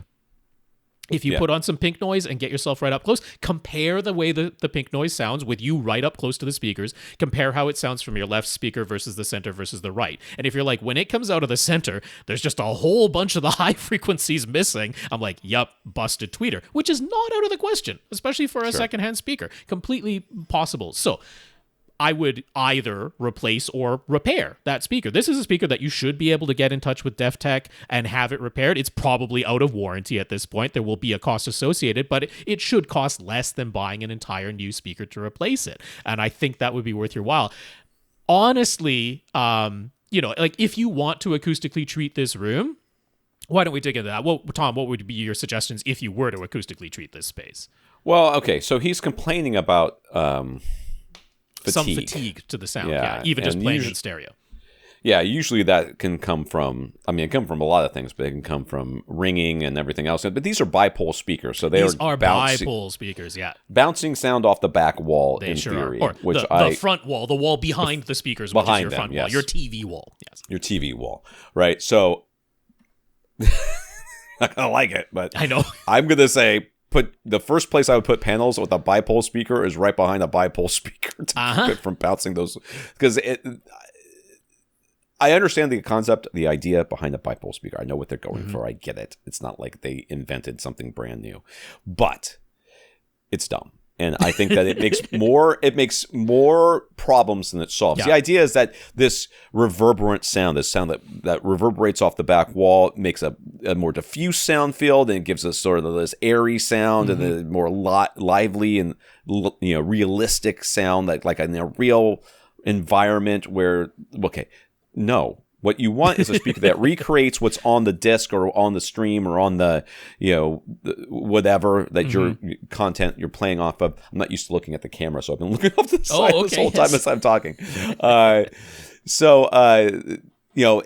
If it recreates the sound, then it's going to recreate the sound in the environment in which it was recorded. You don't have to add a new environment to it in order to make it sound like the original environment. So the idea behind the bipole speakers is that it takes like a normal studio recording of music and then makes it sound more live because it's reverberating around the room. It's going to reverberate around the room anyways. So if it were me, the first place I would put acoustic panels was behind your bipole speakers to catch and eliminate as much as possible that reflected sound that could help. It could be that these speakers are just a little, in this environment, are just a little bit more shrill than you're used to. I have another theory here too regarding the fatiguing nature of this. So in general, when we're talking about a living room space, family room space, not a dedicated theater, normally my number one recommendation is treat the wall directly behind your seats, because in many cases the seat is right up against the back wall. But that is not the case here. If that's not the case, then my number one place to treat is the front wall. I want to treat the front wall anyway in a dedicated theater as well, but I'm just saying, like, if we have a really limited amount of space and a really limited budget, then normally I'm like, the back wall right behind your seats. But when you don't have that, like, the number one thing to do would be to treat your front wall, and that's not an unreasonable thing to do in this room. But I have another suspicion here. The 3802, the Denon, that's going back a ways in model years. I can't say I honestly remember if it even has Odyssey. If it does, it is Odyssey multi-Q, the basic. It would have been the original version of it, which I think is the case with the 3802. But first of all, going back to original multi-EQ, if you even have that much as far as room correction goes, it was one of the ones where I'm like, there is the possibility of doing more harm than good with that system. We don't know exactly what you did, if you even used room correction whatsoever, but if you did, it is possible to make the treble worse with multi-EQ, in my opinion and in my experience. Also, it tended to struggle a bit with bipole and dipole speakers. It tended to have some issues where, trying to correct that didn't do a particularly good job, and it's not out of the realm of possibility at all that if you have run Odyssey or if you haven't, that there are challenges going on when it comes to the room correction in your system. The other thing I would mention is that you, of course, have no option about where the bass producing things in this room, which are your tower speakers, you have no choice about both of them are going to be at the front of the room. And it's not out of the realm of possibility that you actually have a whole bunch of sound pressure that you don't really here because the sound wave pressure is in the room, but where you happen to sit, it's sort of canceling out. But just having that constant pressure on your ears is like wearing noise canceling headphones for a really long time, where you start to just notice that fatigue as there is pressure happening. It's just not making a ongoing sound. And that can happen with bass as well in a room. So there's not a tremendous amount that you could do about that without adding something to your system, i.e. adding a subwoofer to your system, if that's what's responsible for it. But I'm more thinking on the lines of, if it was original Odyssey multi-EQ. It's not. It has no Odyssey. It has no Odyssey whatsoever. Okay, so if it's not this is a receiver that's old enough where it gave you the option of 6.1 or 7.1. Okay, that's how old this one is. Yeah. So in the case of fatiguing, now since we know it wasn't room correction responsible for that, it's still not out of the question that it's the bipole thing, and that treating your front wall is going to be a good idea regardless. So if you're going to do that, treat your front wall right behind your speakers, which I know seems odd, but you have the space. If you got 8 inches from the backs of the speakers to the wall, you can put 4-inch panels there, and it's going to do you favors. So I would maybe start with that, but I would also look into like playing some sweeps, one speaker at a time. You only have a couple of speakers to go through, so that's not a huge time investment in this case. Play some sweeps there, and if you notice like really uneven bass response, which I would sort of expect in this room, honestly, then that can be a clue that that's actually sort of what's responsible for that fatiguing nature. It's like wearing noise canceling headphones for a long time. It can feel fatiguing after a while. It's got some fun. This is taking me back. This manual, I'm looking at the manual, and it's taking me back. It's got some weird names. SB channel auto flag detect. Why would anybody find that confusing? How is that menu item confusing to anybody? That's the surround back, and it's detecting whether it's in a Dolby Digital EX signal, I would imagine, is what they're going after there. ES, or is what DTS, they're calling it. ES, or 6.1 channel surround identification signals. This is old school, man. Yeah, so I don't even think there's any manual EQ on this thing. I'm looking for it. I haven't. Quite I would imagine there's at least a tone control, a treble and a bass control, but I think there'd have to be at least that. But so yes. All right, let's go on. Scrolling. Kevin appreciated the suggestions for outboard next-gen TV tuner options. He likes the idea of having full support for the DRM that some ATSC 3.0 channels are using, and he figures he only needs one tuner for the single display and setup in his house where he would use it. The ADTH Next-Gen TV tuner box seems like the right solution to him. But what would be the advantage of having more tuners, and which antenna would we recommend? I semi-remember this question. Mm-hmm. So I was at my my in-laws, my brother and sister-in-law's house, and they were watching the game over an antenna, and I was like, "What tuner are you guys using?" "Oh yeah, we just got the antenna." I'm like, "Okay, yeah, but which tuner are you using?" And they're like, "Oh, it's just this little box." Okay. Yes. So I go and looked at it. It was basically it was just a digital converter, and they have an old plasma that they inherited. Oh, okay. So and standard definition. Yeah, it has a tuner in it, so it just needed the digital to be converted, and they bought something that does that. Yeah. So, but yeah, it was nice watching on air TV every once in a while. Yeah, so like with devices like the HD Home Run that I mentioned as the alternative, where that one has 4 tuners, 2 of them ATSC 1.0 HD TV and 2 of them ATSC 3.0 Next Gen TV. But yeah, the reason you would have more than one tuner is if you want to record things. That's like if you go to a TiVo, right? A TiVo will have at least 2 tuners so that you can be recording one thing while watching another, or recording 2 programs that are airing at the same time. So it's mostly about recording. I mean, sometimes there's an advantage just watching live TV of being able to, press the previous button on the remote and quickly go between 2 channels. But if you're not recording, that doesn't really make a vast difference to the experience having 2 tuners just for that. So it's really about recording, and therein lies the whole issue, because with the HD Home Runs, with their multiple tuners and them sitting on your network, where you can plug a hard drive into them and turn them into a DVR, I mean, that's great. You can record stuff off the air over an antenna, but not if it has the new Nextgen TV DRM, digital rights management copy protection. That's the whole thing. It's copy protection. It doesn't let you copy it. It doesn't let you make a recording of it. So if you've tuned into a channel that has the DRM applied, there's no recording it anyway. But if you're tuning into channels that do not have the DRM copy protection applied, then you could record them using an HD home run. You would not be able to record them using that ADTH single tuner. It has no recording capability at this time.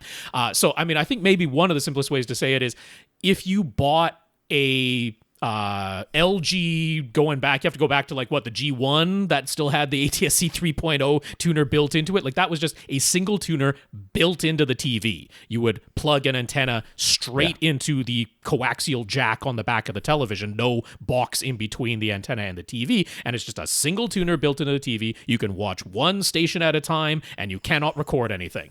That is the exact same experience that ADTH box replicates, but for a TV that doesn't have its own Nextgen TV tuner built into it. It's just giving you the single tuner. You watch live TV, you don't record it. If that's all you want to do, it's a great solution for $90, and it works with the DRM copy protected channels. And it's honestly the only external box out there at the moment that does. So you might, if you're someone who wants to be able to record and be able to watch the DRM protected channels, you might end up with both, because that's unfortunately the only way you could do both things. Yeah, so that's the thing there. What antenna recommended? I still like the Mohu antennas, which was funny. That's what I have. Yeah. Mohu got bought by Antennas Direct for a while, and so the Mohu name went away for a while, and it was all Antennas Direct. But now Mohu is back, and I don't exactly know what went on business-wise behind the scenes, but Mohu is back as their own brand. I tend to like the stand-alone ones. Like they literally just have a stand and they've got a curved shape to it, and they in fact call it the Mohu Curve or the Mohu Arc. And I think the Arc is the amplified one that you also plug into an electrical outlet to amplify its antenna signal, whereas I think I've got that right, where the Curve is just the passive one. But I like those because if you want to aim them, you can. The Mohu Leaf super flat antennas, those you just kind of stick to a window, and they might not necessarily be facing exactly the right angle and direction for the best reception. If you have a setup where you want to put the antenna in an attic or on your roof, that's where Antennas Direct still has the best selection for attic and roof antennas. They also have the stick it in your window style antennas, or ones that just stand on their own, but the ones that Antenna Direct sells now for standalone are like really ugly. I wouldn't necessarily want to have them in my room. The Mohu Curve and Arc are nice enough looking that I wouldn't mind having them out in a room. So that's why I kind of prefer them. Good reception on them too. They're calling these gateways on my... What's that, Mohu? The Mohu gateway. There's a curve. Okay. There's a gateway. Yes. And the gateway amplified and unamplified, which are curved ones. All right. So I don't quite understand what the difference is between the curve and the... The Curve is an old model for sure. That's the one I had. So I don't know. I'm not sure exactly what's going on. Anyways, you'll find it. But the point is that you'll find it. Now the thing is, I don't have a ton of experience with antennas. So Brent Butterworth, he's working at the Wirecutter over at New York Times these days. So he tested a whole bunch. He's got his write up. Some models I didn't know existed, and I'm sure they're good because Brent is very good at testing things in that. But would they be wildly different from the Mohu or the Antennas Direct? No, because these are just antennas. There's not a massive amount of difference that can go on between antennas. So it's more about design and price. So my brother-in-law had his taped to a, like he's got like a double door that goes to his backyard, and around that door there's windows, that are part of the doorway or whatever. And he's taped it to one of those windows, and every time you would open the door, the signal would go out. Perfect. Exactly what I want our TV experience to be. I'm like, okay, well, whatever. Eddie wants to know, what are some affordable speaker stands that we would recommend with a height of 25 to 28 inches and to be stable enough to hold a pair of KEF LS50 speakers? Yep. I mean, so Sanus is my go-to because I make my absolute favorite overall stands. And you say, hey, favorite, why would they be your favorite? Or why is Sanus? Two things I'm looking for in stands. One Well, 3 really. I think how stands look is important. I hate to say for people who are like, oh, I don't know, it just function. Function is the only thing that's important. Yeah, you live by yourself, and you do not have other people that you have to deal with. So I like stands that look good on some level. And Sanus has a range of stands of different types that have different looks, and those is all important. But most of the time, I am worried about function, and that function with a stand, they are thinking about more than just how high something is. They're thinking about how stable it is. They're thinking about the ability to add weight to it if you want to be one of those people that adds weight to their stands. Yep. I think they think quite a bit about how easy or hard they are to get together, which I know IKEA didn't give a crap about. So I like Sanus for that reason. They are a premium, and there are other brands out there. Yeah, not nearly as much of a premium as some other name brands. So they sort of tread that middle ground very nicely, honestly. Yeah, so if you're looking for something that looks high-end but doesn't cost high-end, I think Sanus is where you go. But you can get, there are stands out there on Amazon and that you can get that are, probably perfectly functional. Yeah. But if I were looking, the 2 places I would look would be Sanus and Monoprice. Yep. Speaking of Monoprice, they have a series of stands in their Monolith series. Now, they're not the cheapest things ever because they sell them individually. So it's $70 to $80. You said you want, they have 24 inches, which is slightly less than the 25 you said, and they have 28 inches, which is exactly one of the heights that you mentioned. So usually it's $80 for the 28 inch and $70 for the 25 inch, but that is each, right? So we're into the $140, $160 area for a pair of them. But yeah, they have multiple finish options as well.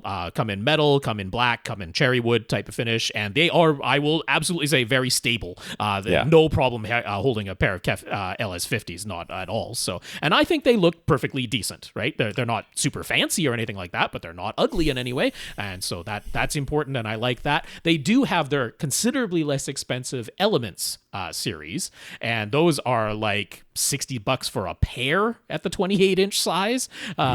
So really inexpensive there, but perfectly functional. Work perfectly well. So if you just want the least expensive that I can still back on a function standpoint, and they are just plain black, nothing fancy at all, but they will get the job done. So $60 for a pair of those in the 28-inch size, pretty tough to beat. I will say Dayton over at Parts Express, they have stands that they're one of the easier ones to fill up the bottom third or bottom half with some sand or kitty litter. If you want to make sure that there's no moisture issues at all, get an odorless kitty litter and put it in some plastic bags and put that in the lower third of the stands there. But the Dayton ones are easy to fill up, and they go for about $94 for a pair. So a little bit more expensive than the Monoprice Elements, but less expensive than the Monoprice Monolith. I will say, though, on multiple of the Dayton ones, they have the Dayton logo prominently displayed on the front. And if you don't like the look of that, then that might disqualify them. But price-wise, function-wise, usage-wise, I can definitely back them. They're nice and easy and affordable. All right. And I was just looking up the Dayton, the Santa stands, and they're usually around, well, it's kind of hard to tell, but they're anywhere, about $100 a pair, $200 a pair and under. So I think the most expensive ones I see on here are about $210 a pair. Yeah, definitely. Heavy duty speaker stands. Yeah. So here, I'll put that link in there. There we go, like that, go like that, and like this. So like fancy the production we're doing here. I know, this is very, very fancy. And we've talked about museum putty on this podcast many times before. Let me explain something to you about museum putty. Once you stick it to the top of your stand and to the bottom of your speaker and you put it there, they are as one. They are not, more or less. You can get them apart, but it is like, I do not move my speaker and then move my stand and put my speaker back on top of my stand. I grab the speaker, I pick it up, the whole thing comes. Oh, right? Goodness. The whole thing. I mean, I wouldn't advise that. I would advise picking it up by the stand. Because I do too. And with a speaker with a veneer, it is not impossible to bring that veneer off. That's right. So you do have to be a little careful on that point. But if you're thinking, I don't want to make sure that this thing doesn't fall off the top of the stand, museum putty. Yeah. Well, you're taking the stand over. Happily, the museum putty also provides damping. So if there are physical vibrations happening in the speaker, and there are, and you don't want to transmit those into the stand, which then transmits it into the floor, which then transmits it to the rest of your house, museum putty is a great damper as well. Use it. Martin initially wrote in to ask if we could figure out why filmmaker mode would not activate on his LG C1 OLED when watching Netflix or Prime Video on his Apple TV 4K. He had set up filmmaker mode as his default picture mode in the LG settings, and he wondered if his recent switch from a Sonos Arc soundbar to a Blue Sound Pulse soundbar was somehow responsible. Did we answer this question? No. He wrote in twice over the break because he semi-solved his own problem. It turned out his Apple TV 4K had, of course, done a new HDMI handshake after the change of soundbars, and when it asked if he wanted to enable Dolby Vision, he must have clicked OK. Mm-hmm. He manually set up the Apple TV 4K's output to 4K SDR instead, and now filmmaker mode shows up again on his LG. But he still isn't exactly clear on why that happens. Why would enabling Dolby Vision on the Apple TV 4K make filmmaker mode on the LG OLED unavailable? Because Apple sucks. Well, I mean, honestly, this is just a wording problem because they do use the word enable, which sounds like, yes, I have a TV that's capable of Dolby Vision. I would therefore like to enable Dolby Vision. But what it means is that everything is now Dolby Vision. Forever. That's right. Everything now comes out in a Dolby Vision container all the time, unfortunately. And so that means, like, one of the things is there is no Dolby Vision filmmaker mode. Dolby Vision has its own picture mode names, and one of them is not filmmaker mode. That just doesn't exist. So that explains why filmmaker mode just wasn't showing up as a picture mode option at all anymore, because everything, even if the program didn't say it was Dolby Vision, it was still coming out as a Dolby Vision signal from the Apple TV 4K when you clicked that OK, yes, enable Dolby Vision, which I do not blame anybody for doing, because like I say, the language is like, yes, I want to enable it. You don't realize that means it's turning it on 100% of the time. So that's the reason why that all happened. Now, when you set it to 4K SDR as the default video output from your Apple TV 4K, you do want to go into the match content menu and set match dynamic range to yes, because now anything where the original signal was standard dynamic range, that's what's going to come out of the Apple TV 4K. Anything that is HDR10 in the original signal is going to come out as HDR10, and anything that is Dolby Vision is going to come out as Dolby Vision once you have match dynamic range turned on in that match content sub-menu of video settings. So you do want to activate that at this point so that you're getting HDR10 when you should, you're getting Dolby Vision when you should, and you're getting standard dynamic range as the default, and now your LG TV will say filmmaker mode, as you already know. Yeah. So secondly, he's been looking at 83-inch OLED TV reviews, including user reviews and comments. Always so accurate. Right, I know. And never without any user-created issues. Let me tell you something. I am a member of a home bicycle mechanics Facebook group. Mm-hmm. And the guy that I work with at who owns the bicycle shop that I work at, he says that I'm a member of the home mechanics because I'm not good enough to be a member of the professional mechanics yet. Of course, I just have to sign up for it. It's not like there's some sort of whatever, but he just gives me a hard time. Anyway, so one of the things I noticed with the home bicycle mechanics that they will qualify any statement, anything that's going, any question that they have with, all the things that that they did right to begin with, right? Okay. And the first thing they start with, whenever they ask a question about the wheel is dead true. I trued it myself. Let me tell you something about a wheel being dead true. You're a liar. They're never dead true. Okay? The minute you start manipulating that wheel in any way, shape, or form, it is never going to be true again. It's never going to be dead true again. You can get it real close. You get it so close it's almost imperceptible, but it's not dead. Dead true is you assembled it. Every spoke is the exact correct length. Sure. You have tightened each spoke to the exact same torque spec. It's not really a torque spec, but whatever, tension, and a lot of times you'll do that by looking at the threads and making sure that you've gotten the correct, write down the exact number. And there's a meter that you can use, kind of a tool that you can use that will tell you how much tension is on the spoke.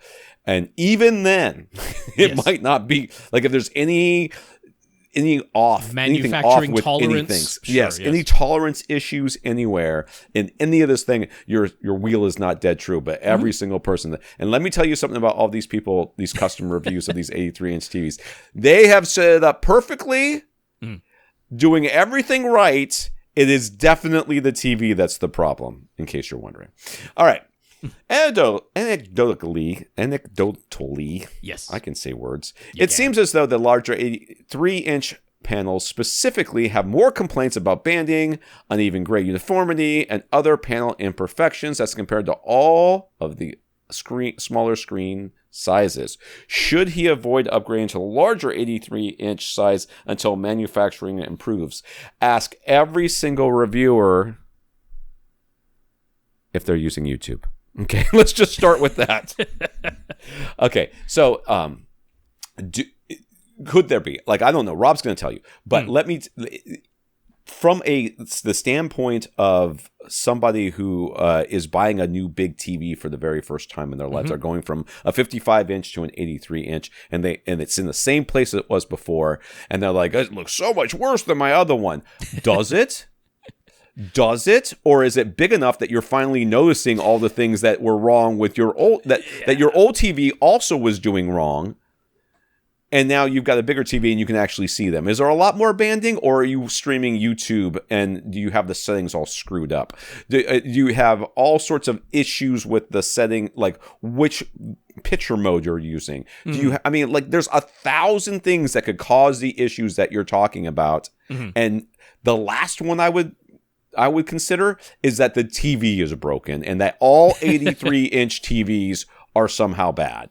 That's the last thing I would believe. Yeah. But, maybe it could be, I guess. No, I mean, this is more a case of no TV is perfect. Not a single one. Not a single consumer TV out there is perfect. And once you get to the 83-inch size, like, for example, all TVs have some amount of either vignetting or reverse vignetting, where the very edges and the corners of the screen are not exactly the same brightness as the middle of the screen. But that gets exaggerated by your human vision, which is also not perfectly linear to the edges of our vision. And so you combine a larger screen at the same seating distance with the TV genuinely not being perfect edge to edge in its uniformity. No TV is.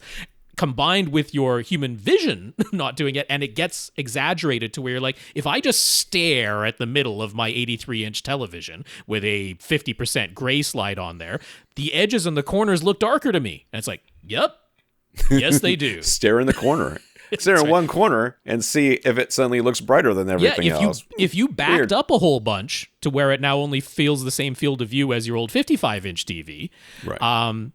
Like, it'll still be there. There's a little bit of vignetting on the OLED TVs. That exists. Vincent Teal will tell you so, and he'll show you the measurements that completely back it up. That is a fact. But the noticeability of it is definitely exaggerated by the field of view being larger, which is usually the case. Most people, when they're going from a smaller TV to a larger TV, they kept their seat in the same place, and the TV just looks bigger, and that vignetting is enhanced. Now, the little bit of banding, OLEDs have that. They all have it. It's more noticeable on the bigger TV. It's pretty much all a size thing that's going on here. I don't think that people are lying. It might be the first time they ever noticed it. Yeah. But it's without a doubt. Yeah. It's a lot to do with just the sheer size. It is more noticeable. The problems that exist in that are more noticeable. Now, would I say that you should wait a little bit? I would say you should maybe wait a little bit because if you were thinking about getting an OLED TV that has the micro lens array to get all that wonderful brightness that we got in the G3 series in 2023, I don't know if that is coming to any 83-inch sizes, perhaps the G4 83-inch in 2024 or not. We don't know that yet. I'm sure there are reviewers who are under NDA right now until the CES announcement who have that answer, and I don't. But I don't know, and I would wait until CES a week from now to find out if that's the case, because if you wanted MLA, micro lens array at the 83-inch size, there's a possibility it's coming this year, and we'll confirm or find out that it isn't the case in just a week's time. So I would wait at least that long to find out about that. But otherwise, like, I would not avoid an 83-inch OLED. It still looks objectively measurably better than an 85-inch LCD. So that's it. I mean, just look at the source.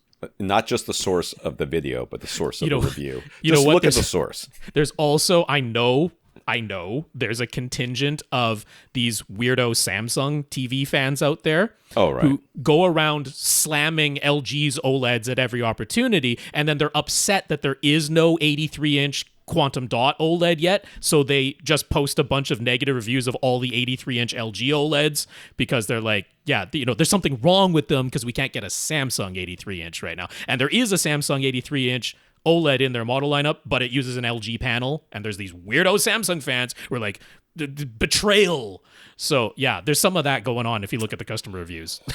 I saw somebody talking the other day about toxic fandom and how it kind of develops, how people develop such emotional attachments to specific things, specific, like genres or pieces of content or gear, and we see this a lot in gaming with the Xbox versus PlayStation crowd, where they get absolutely rabid about their gaming systems or whatever it is. Sure. And it really comes down to people who find joy in this one thing.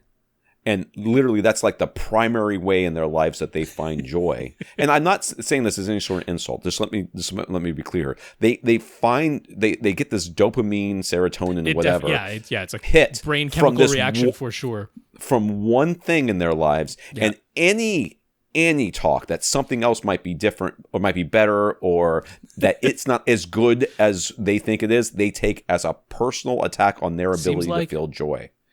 And while I feel like you are a sad human being, if that's the only way you can find joy is by slamming other TVs that are not your TV, it's psychologically understandable. Like from the standpoint of like from outside, you can go, okay, I can understand how this person got here. As a case study, yep. Yeah, but at the same time, maybe we really should be talking about mental health a little bit more in this country if this is where we're going to go. If people are going to dox other people because they don't like the books that they read, or they didn't give the book a 5-star review, or they think that the frame is not a great TV, I mean... Or that SVS, or the SVS is better than monoprice, or monoprice is better than SVS, or that pre-pros are totally not worth it. You should buy a receiver. If people are going to get really upset about these things, I think maybe we should be, reaching out to people and seeing if they're okay, because clearly they are not. Indeed. Henry went for a new projector and screen and decided on a screen size that takes up almost his entire front wall. There's only 2 or 3 inches on either side to spare, not enough to position his Paradigm Founder Series 40B bookshelf speakers on either side. His front 3 speakers will all need to go below his new screen. He saw the Paradigm Founder Series speakers at a trade show, and they had a setup using 3 identical 70 LCR speakers across the front, all horizontally oriented. He has a single 70 LCR as a center. Do we think it would be beneficial in his setup to swap out his 40B front, left, and right speakers for a pair of 70 LCR so they can all go horizontally on his TV stand below his new screen? I mean, have you ever spent a bunch of money at the end of it went, I don't know if I really was worth it? Because that's kind of how I feel like this would be, to be honest with you. Yeah. I don't see any benefit that you might incur from this other than not particularly. It's not going to alter the height of the tweeters at all. The tweeters are going to end up at exactly the same height regardless. Now, given that you have basically been forced into putting your front left and right bookshelf speakers, given the TV cabinet that you're using as a stand for your equipment, and your center speaker below your new projection screen. I mean, they're right in the corners there. So I don't know how much space there is. I can't quite eyeball it just from the photo, but like I would want acoustic absorption beside and behind those front speakers as much as you possibly could. I would not be opposed to him lying down those left and right speakers on top of that cabinet, and then so that they can come in a little bit. Yep. Yeah, so see, that one of he the can things, put acoustic material to the left and right. one of the things about the Paradigm left and right Founder speakers. series is, they have a couple of LCR models that are using a coaxial driver design, which is, I think, the first time Paradigm has done that, where the tweeter is actually embedded in the middle of the mid-range driver, and the 70 LCR is an example of that. It is using that coaxial design. Now, the 40B bookshelf speakers are not, but they have around their tweeters a waveguide that is exactly the same shape as the mid-range driver, acting as the coaxial driver in the 70 LCR. So the dispersion characteristics, vertical and horizontal dispersion of the tweeter in that Paradigm Founder series, it basically doesn't matter if they're horizontal or vertical. Yeah. I'm looking at it right now. Yeah. Sometimes these things are like wider than they are tall, and That's you're like, right. uh-oh, this is going to be a problem. No. This is conical. It's mimicking. I mean, it's mimicking the exact same shape. So with those 40B bookshelf speakers, there's really no reason you can't, other than the fact that the cabinets are slightly curved on their sides. But he's using, cushiony feet there, foam feet, to hold his center speaker anyway. You do the same thing with your 40B bookshelf speakers and just lie them horizontally. And you could absolutely do this without swapping out the speakers that you own. There's no dispersion reason that you can't lie your 40B bookshelf speakers horizontally. They'd work just as well as 70 LCRs. So, whatever you want to do, I would either, if you keep them where they are, I would want to definitely treat the side and front wall as much as you possibly can around those speakers to remove some of the boundary effect, because they are very, very close to those corners. But if you want to put them on top of the TV stand and lie them horizontally like you were planning to do if you swapped them to a pair of 70 LCRs, you don't have to make that swap. You don't have to change any money or go through any hassle. Just turn those speakers sideways, put them on top of the foam feet so that they lie flat correctly, and there you go. You're A-okay. Yeah, and put the tweeters to the outsides, basically. Yes. Yeah. And then I might even consider moving the whole thing forward a couple of inches and just putting insulation behind and to the sides anyways. Yep. So I'd still want to treat it anyway. Yeah, for sure, regardless. Yeah. Mike has a 65-inch LG C8 OLED from 2018. He's strongly considering buying an upgrade, which would probably be the G3 or maybe the G4, depending on what improvements in price get announced at CES coming up. He says 6.5 feet from ice to screen, and then the thought has crossed his mind that he wouldn't mind a little bit bigger size, but would the 77-inch model actually be too big? He has a 65. Nope. No, I think that'd be fine. Yeah, the super easy cheat sheet rule of thumb is let's say a lot of our screen sizes are like 55-inch diagonal, 65-inch diagonal, 75, 85, right? That's pretty standard.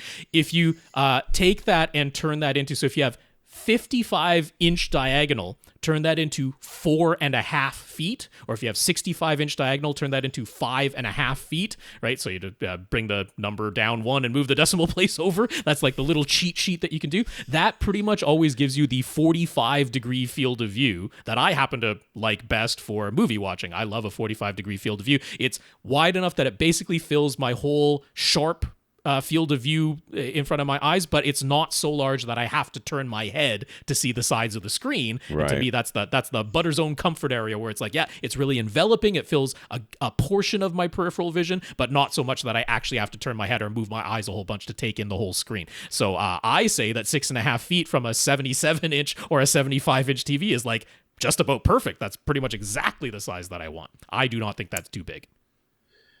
All right, he cannot wall mount his TV. He has completely lined all of his walls with shelves to hold his vast collections of LPs, CDs, and movie discs. The TV will go on a stand. But the LG G-Series OLEDs do not come with a TV stand in the box, only LG's flush wall mount. And not only is the optional G-Series TV stand expensive, it also appears to tilt the TV back slightly, which he really does not want.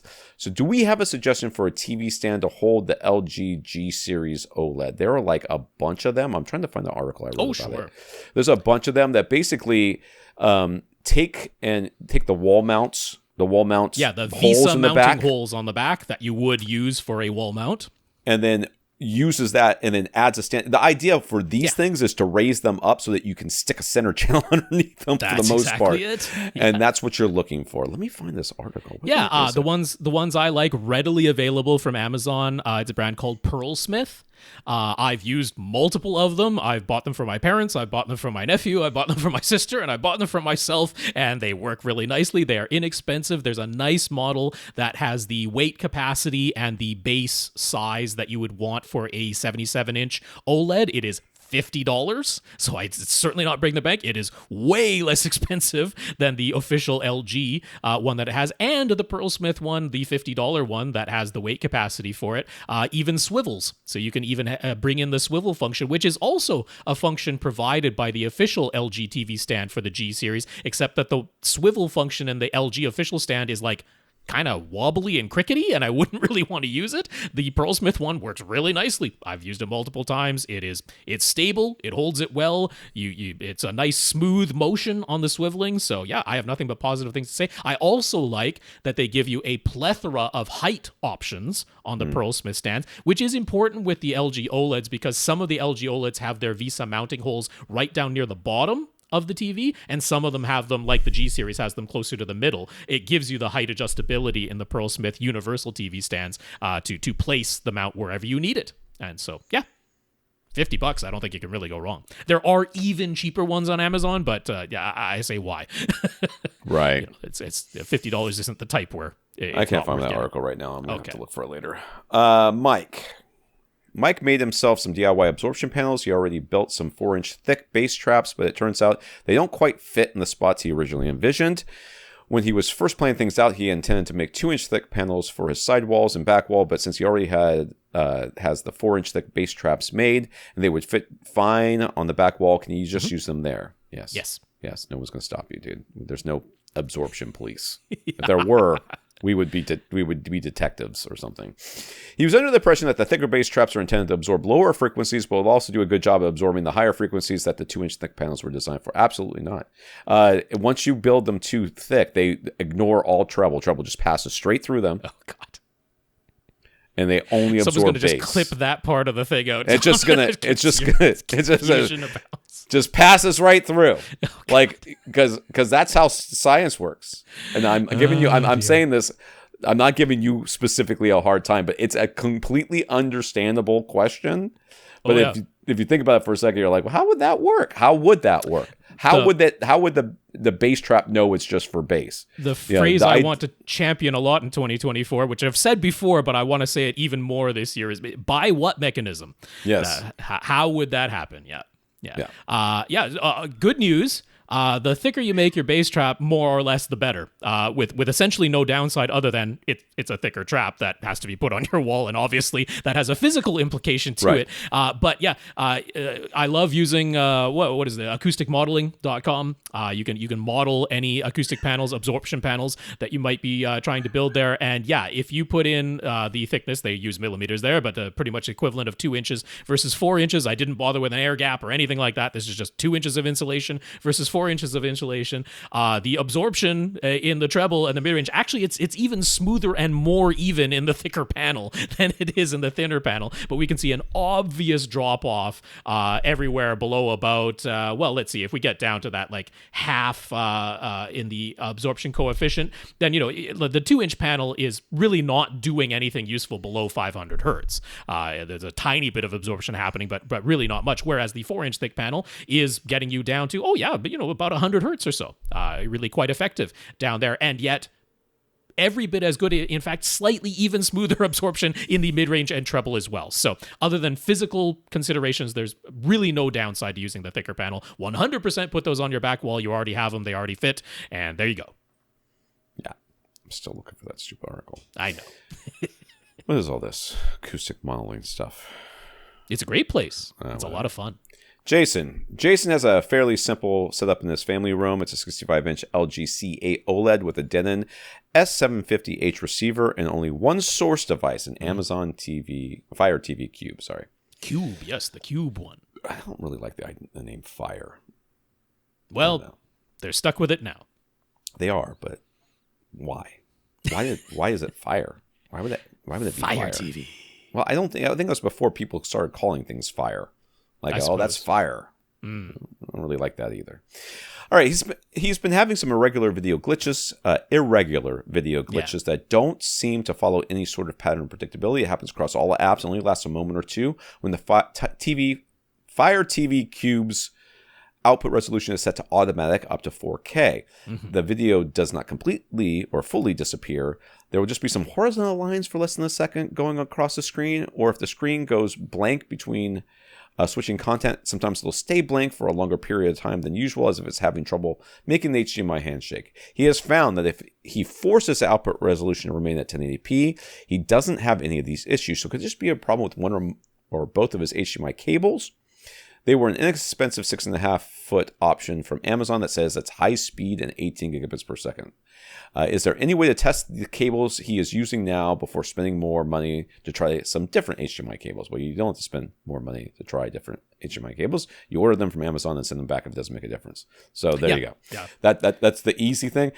This does very much sound like you're at the very limit of the bandwidth that your cables are allowing. This could be HDMI problem, what you're describing. It very much could be, yes. Yeah. So if it were me, I would just order some ultra high speed certified cables.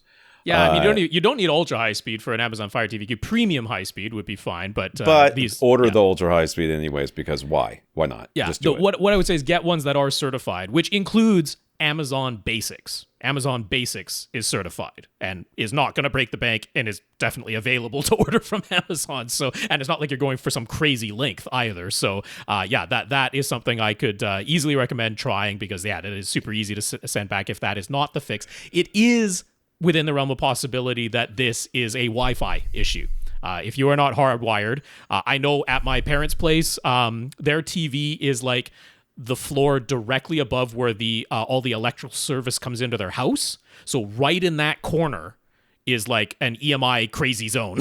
And the Wi-Fi signal is really weak right in that corner because it's right above the electrical panel for the entire house. And it's strong EMI going on right in that corner.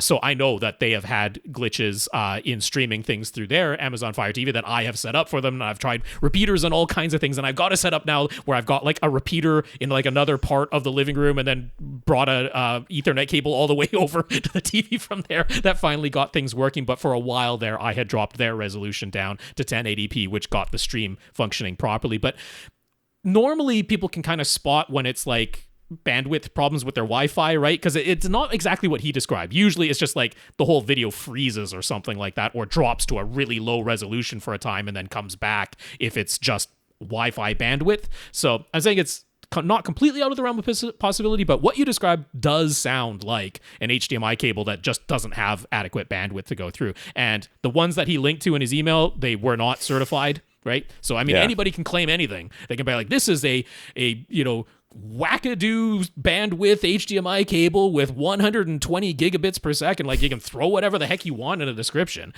There's no certification. So, yeah, it's possible those cables just aren't doing it. Yeah, it's one of those situations where I like to say cables usually work or don't, especially HDMI cables. They either work or they don't. They don't kind of work, right?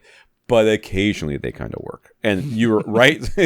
You have to be like right on the cusp. When they fail, it's an obvious type of degradation. It's not the old analog thing where it's like, oh, it might have rolled off some of the high frequency. There's no rolling off. It's like glitch or no glitch. That's what I mean by obvious failure. As far as testing, there actually are, like, from 2020 onward, the HDMI 2.1 Denon receivers did actually have an HDMI diagnostic available in them that you would just loop the thing into the input and output, the 8K input and output of the Denon receiver that had HDMI 2.1, the ones that only had the single HDMI input, HDMI 2.1 input. You would just loop your HDMI cable on those, and there was an HDMI diagnostic that you could enter by holding a couple of buttons on the front panel of your Denon, and you could test things that way. But your particular model, your S750, doesn't have that, so there's no easy way to test it without buying or renting a overpriced HDMI cable tester, which isn't worth it, where you can just buy some Amazon Basics HDMI cables and return them if they don't work. Yeah. Jefferson, right? Yes. Jefferson received a new Apple TV 4K as a Christmas gift. Don't do the Dolby thing. Don't enable Dolby Vision. Strange as that sounds. Let's start there and just go from there. Yeah. He is wondering what the best settings are for optimal picture and sound in the setup, not the Dolby thing. Don't do the Dolby thing. I don't. Which that's a legitimate warning, because who wouldn't think? Who would wouldn't you like say to yes to that Dolby? question? I know. It's so, Apple prides themselves on being like this, like UI gurus, where the Apple experience is what people buy it for. Really? Do they buy it for that you ask a question where the obvious answer is yes, but it's wrong? I'm sorry. I thought you were saying that's what everybody else does. A-holes. Anyways. He's got a Marantz AV7702 Mark II Pre-Pro, and he's using a 1080p Optima HD 146X projector. Mm-hmm. He's saving up for a new JVC 4K projector and a new HDMI 2.1 receiver as well, but those won't be purchased until next year.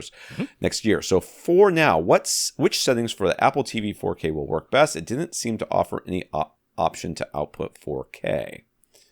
Will it even pass through 4K through that receiver? Well, not only that, he's got a 1080p projector that cannot accept a 4K signal. So actually, Apple kind of did you a favor. It detected that the display at the end of that signal chain can't handle a 4K signal anyway. It should too. That's the whole point of HDMI handshaking. Yeah, that I actually got that right. So yours is pretty simple. Yeah, you want to set it to 1080p standard dynamic range, which, your Optima isn't going to accept an HDR signal anyway. The only setting that you optionally might change is you could set the default output to be 1080p standard dynamic range at 24 frames per second all the time if you really want to. If you want to completely avoid judder from any 24 frames per second sources, and you don't trust for the apps to auto-detect and switch between 60 frames per second versus 24, which there are some instances where that happens, then you can. It'll make your menu navigation seem a bit herky-jerky, because at 24 frames per second, navigating through the menus looks a bit stuttery. But if you always want it to come out at 24 frames per second, you can do it that way. You can just lock it in to 24 frames per second all the time. Or you can set it to 1080p standard dynamic range, 60 frames per second, which is going to be the default anyway. I'm certain that's what it set itself to in your situation. Right. And then you can go to the setting that says match content under the video settings, and you can turn on match frame rate. And that'll do the thing where if it's able to detect from app to app, from piece of content to piece of content, that it's actually 24 frames per second, it'll automatically do that switch for you with the match frame rate turned on. But that's about it. Audio-wise, there's nothing for you to do. If you've plugged into a Marantz AV receiver, it is going to give you the best audio possible all the way up to Atmos, and that's it. There's nothing to touch on the audio side.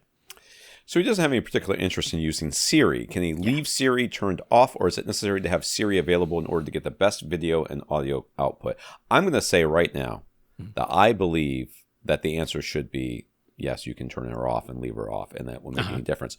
But I also know that this is Apple, and there's a chance that they just locked it into you have to have Siri on, or there may not even be a way to turn her off too. I mean, that's also possible. No, Go ahead. You can turn Siri off, and it's not going to affect your audio and video quality in any way. But some of the easier navigation features are easiest done by voice. For example, if you don't want to click and hold the back button to rewind something and then try to find your place in the timeline, or alternately have to click that back button a gazillion times as it goes back 15 or 30 seconds at a time, you can just talk to Siri and tell her to go to a time point on the timeline, like go to 52 minutes and 13 seconds, and it'll just go there. So for that convenience feature alone, you might want to leave it on, but if you're never going to use that, you can safely turn Siri off. It's not going to affect the video or audio quality. Lastly, when he eventually gets his new JVC projector and a new HDMI 2.1 receiver, will he need new HDMI 2.1 cables to connect the Apple TV 4K? Yeah, you will likely need that. I mean, I don't know what cables you have now, but I would assume that your cables are as old as your gear, in which case likely you will need new cables too. One from the Apple TV 4K to the receiver, and one from the receiver to the display. Yeah, you don't actually need a... so HDMI 2.1 is technically not a thing we used for a cable. It's ultra high speed is the correct name. You don't actually need an ultra high speed cable to go from the Apple TV 4K to the receiver. The Apple TV 4K stops at 18 gigabits per second maximum. That is the premium high speed, or HDMI 2.0, as people commonly call it. That's all you actually need between the Apple TV 4K itself and the AV receiver, and the cable that came in the box with the Apple TV 4K will satisfy that. So that's all you need there. But if you need a longer length, then you would want at least premium high-speed certified for the Apple TV 4K to the AV receiver. You will, of course, want to connect an ultra-high-speed cable from the AV receiver to your JVC projector, because both of those things will do 48 gigabits per second bandwidth, HDMI 2.1 maximum bandwidth. So you will want an ultra-high-speed HDMI cable for sure from the AV receiver to the projector. But yeah, we can talk about specifics when the time comes, because I'm going to assume that you might need a longer one between the AV receiver and the projector. I'm pointing people to Rui Pro most of the time these days, but yeah, there'll definitely be an option available when the time comes. Yeah, it's funny. People, I wrote an article recently about HDMI eARC, and because people are like, do I need an HDMI 2.1 cable for eARC? And the answer is, you can use like a really old HDMI cable for to get eARC. You know what you need? You need HDMI with Ethernet. And you're like, what is the Ethernet part? Exactly. Never happened. But there was a function that was supposed to be like any device that you plugged into via HDMI would be able to use the Ethernet within the HDMI to connect to each other. So all you needed was one device to be plugged into the internet somehow. That's right. Either by Wi-Fi or by a hard line. And then everything that was connected to it would have access to that internet. Well, it never materialized. But those cables are advanced enough for eARC. Yes, that's right. Even though they're like 5 years old or something. So that whole spec number thing has just made a mess of everything. It really has. So you do not need like you'd be surprised how many cables. But to get the full bandwidth video that you're looking for up to a 4K projector, you do need the better cables. And in the case of a JVC, a 4K that can do 4K at 120 frames per second. That demands ultra high speed. But the Apple TV 4K itself does not, because it doesn't do 120 frames per second. It stops at 60. So it can stay at premium high speed, 18 gigabits per second. All right. Lastly, we do Brent. Yeah. Brent initially had plans to upgrade his Denon X6500H receiver when he moved his home theater into his new larger space, about 3,400 cubic feet. He wants the latest HDMI features and sort of thinks it might be nice to have 6 overhead speakers, although he isn't a super high priority. I think people just say that for our benefit.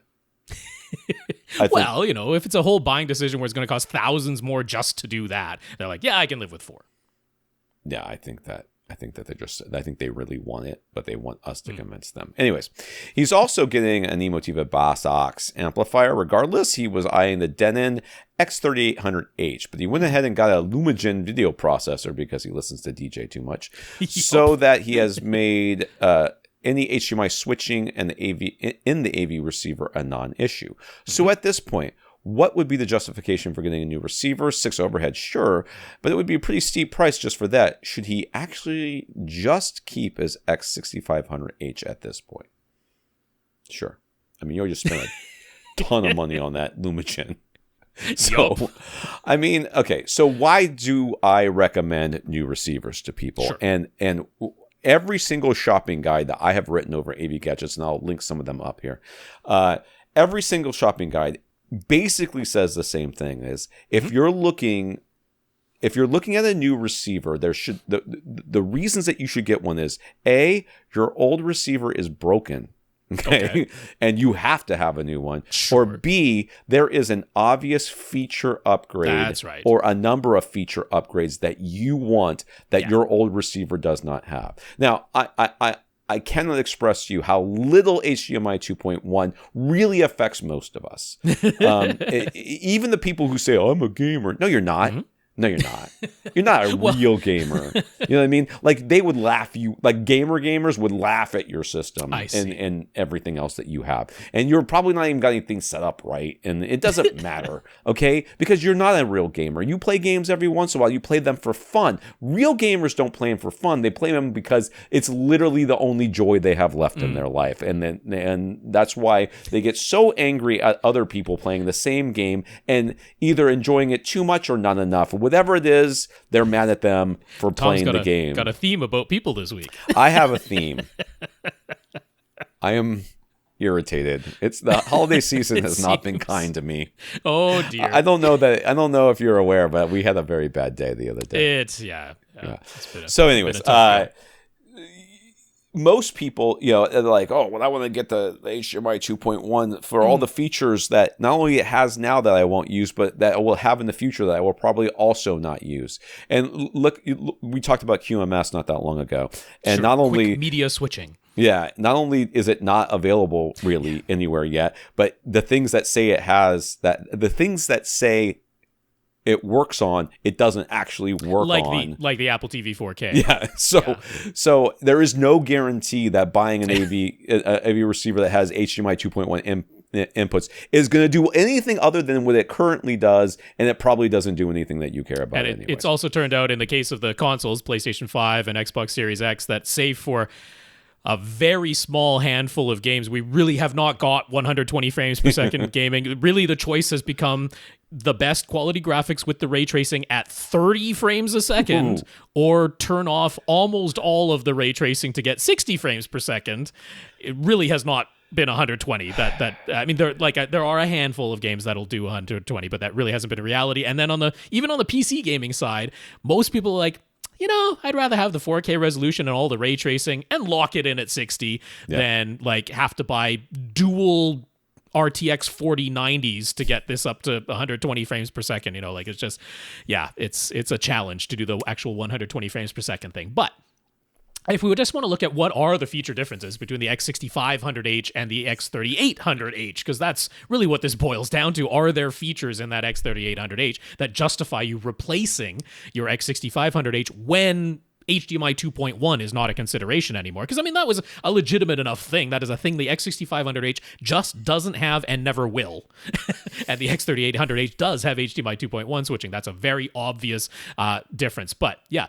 You said the one already. The X3800H can be configured to do 5.4.6 overheads. The X6500H can't do 6 overheads, so that is one feature difference if you really, really wanted it.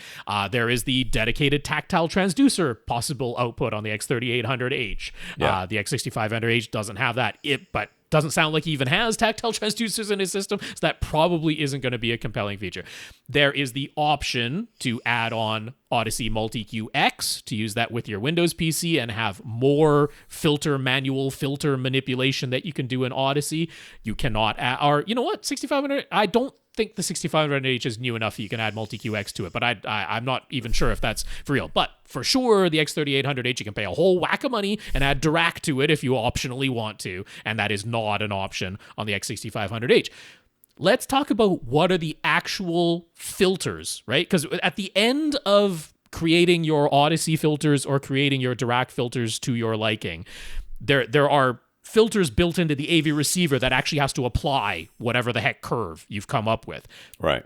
Those are the same across the X6500H and the X3800H. The X3800H optionally gives you more ways of manually manipulating those filters, but the filters themselves are the same. There's no filter advantage in the X3800H. You just have some optional paid ways of manipulating them manually some more. But the ultimate function of what they can do is the same.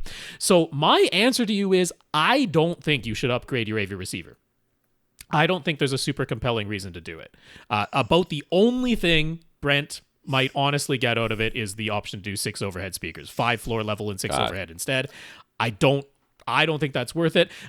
there is the feature difference where the X3800H, you can individually turn off built-in amplifier channels so that only the pre-out is active and the built-in amplifier for one channel at a time is completely turned off. There's nothing going on there. There's the claim that makes the preamp output a little bit cleaner. The X6500H already had really clean preamp outputs, with its built-in amplifiers still active. There was no problem there. Super clean preamp outputs on the X6500H, so that is not a performance reason to make that change. So I don't personally think there's a compelling reason for you to do this, Brent. I don't either. I mean, you really just have to, like Rob went through all the differences in these two offerings that you're talking about, but just as a general rule, going through and saying, what am I actually going to use? Not what do I think I might use in the future, or what do I think might be nice to have? I mean, my receiver does Bluetooth. Okay. I know this because somebody came to my house one time and wanted to play something on my on the receiver, and I was like, well, I don't have a cable for you right now. And he's like, oh, I'll just do it by, oh, there you are, Bluetooth. And I was like, I didn't know that. And I didn't know that. I forgot about that. I've never used it. Never used it. Would I have bought a receiver specifically because it might do Bluetooth one time in my life? Because that's what a lot of people do. They're like, oh, I want to have the ability to put 6 overhead speakers in there. Yeah. And then, but they at the time have 0 overhead speakers and 0 plans to actually add any overhead speakers. But yet they'll still buy a receiver based on something. Buy it based on what you will actually use it for. Yeah, there was getting the X3800H was going to cost you some amount of money. He was saying, like, he actually had someone who was willing to buy his 6500H, but not for exactly the amount of money that it would have cost to purchase the 3800H. Sure. So take that difference in price between what you were going to be able to sell the 6500H for versus how much you were going to be able to buy the 3800H for. Take that difference in price and use it to pay down the second mortgage you took out to get the Lumagen. So, yeah. That's an exaggeration, but yeah, those Lumagens aren't cheap. Jeez. All right, who do we got left, Rob? Toke is on the list. You know what? I don't even feel that guilty about leaving him on the list because technically his question arrived to me after midnight on Monday morning. It is not a short question from what I scrolled through. I cut things off on Sunday night. That's the unofficial rule there. So Toke, you'll be first up next week. All right, I want to thank our listeners in the week. I want to thank our patrons, our 133 patrons over at patreon.com/AVRant podcast. That is for sure. Yeah, patreon.com/AVRant podcast, just like Tom said. You can go there to sign up to make an automatic monthly donation. So big thanks to our 133 patrons over there. And I thank Aaron for asking Rob to help him out with his codes. Yeah, what are these Canadian codes about? Such strange things, but yes. Maybe you can translate from Canadian to American. I haven't tested them all out yet, Aaron. I don't even know. They were purchased at a flea market. There's every possibility they were already used. That's true. We also want to thank those who sent notes of gratitude to us. Karl, Jim, Gurinder, Dev, Zach, Raph, Sasi, Kev, Stan, Steven, scrolling, Aaron, Steve, Mike, Jason, Jefferson, and Toke. Thank you very much for thanking us. Thank you. Yes, that's quite the list there. But yeah, it's holiday season. We were away for 2 weeks. We're back. Here we are, 2024. Tom's back in video. It's all amazing stuff. So thank you, Karl, Jim, Gurinder, Dev, Zach, Raph, Sasi, Kevin, Stan, Steven, Aaron, Steve, Mike, Jason, Jefferson, Toke. What a list there. But yes, that is fantastic. We appreciate your notes of gratitude to us, your notes of encouragement. Definitely appreciated. And a big, big thank you to everybody who continues to listen and send in your questions. And if you want to get your question answered, all you have to do is ask. You ask by emailing us at question@avrant.com. For AVRant, I'm Tom Andrew. And I'm Rob H. Now go out and listen to something.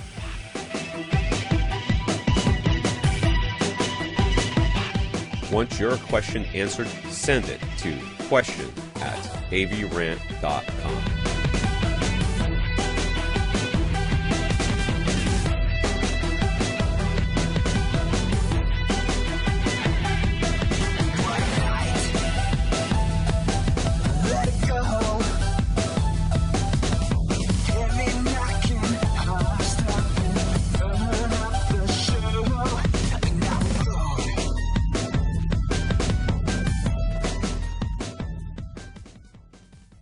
This is AVRant. Now go out and listen to something.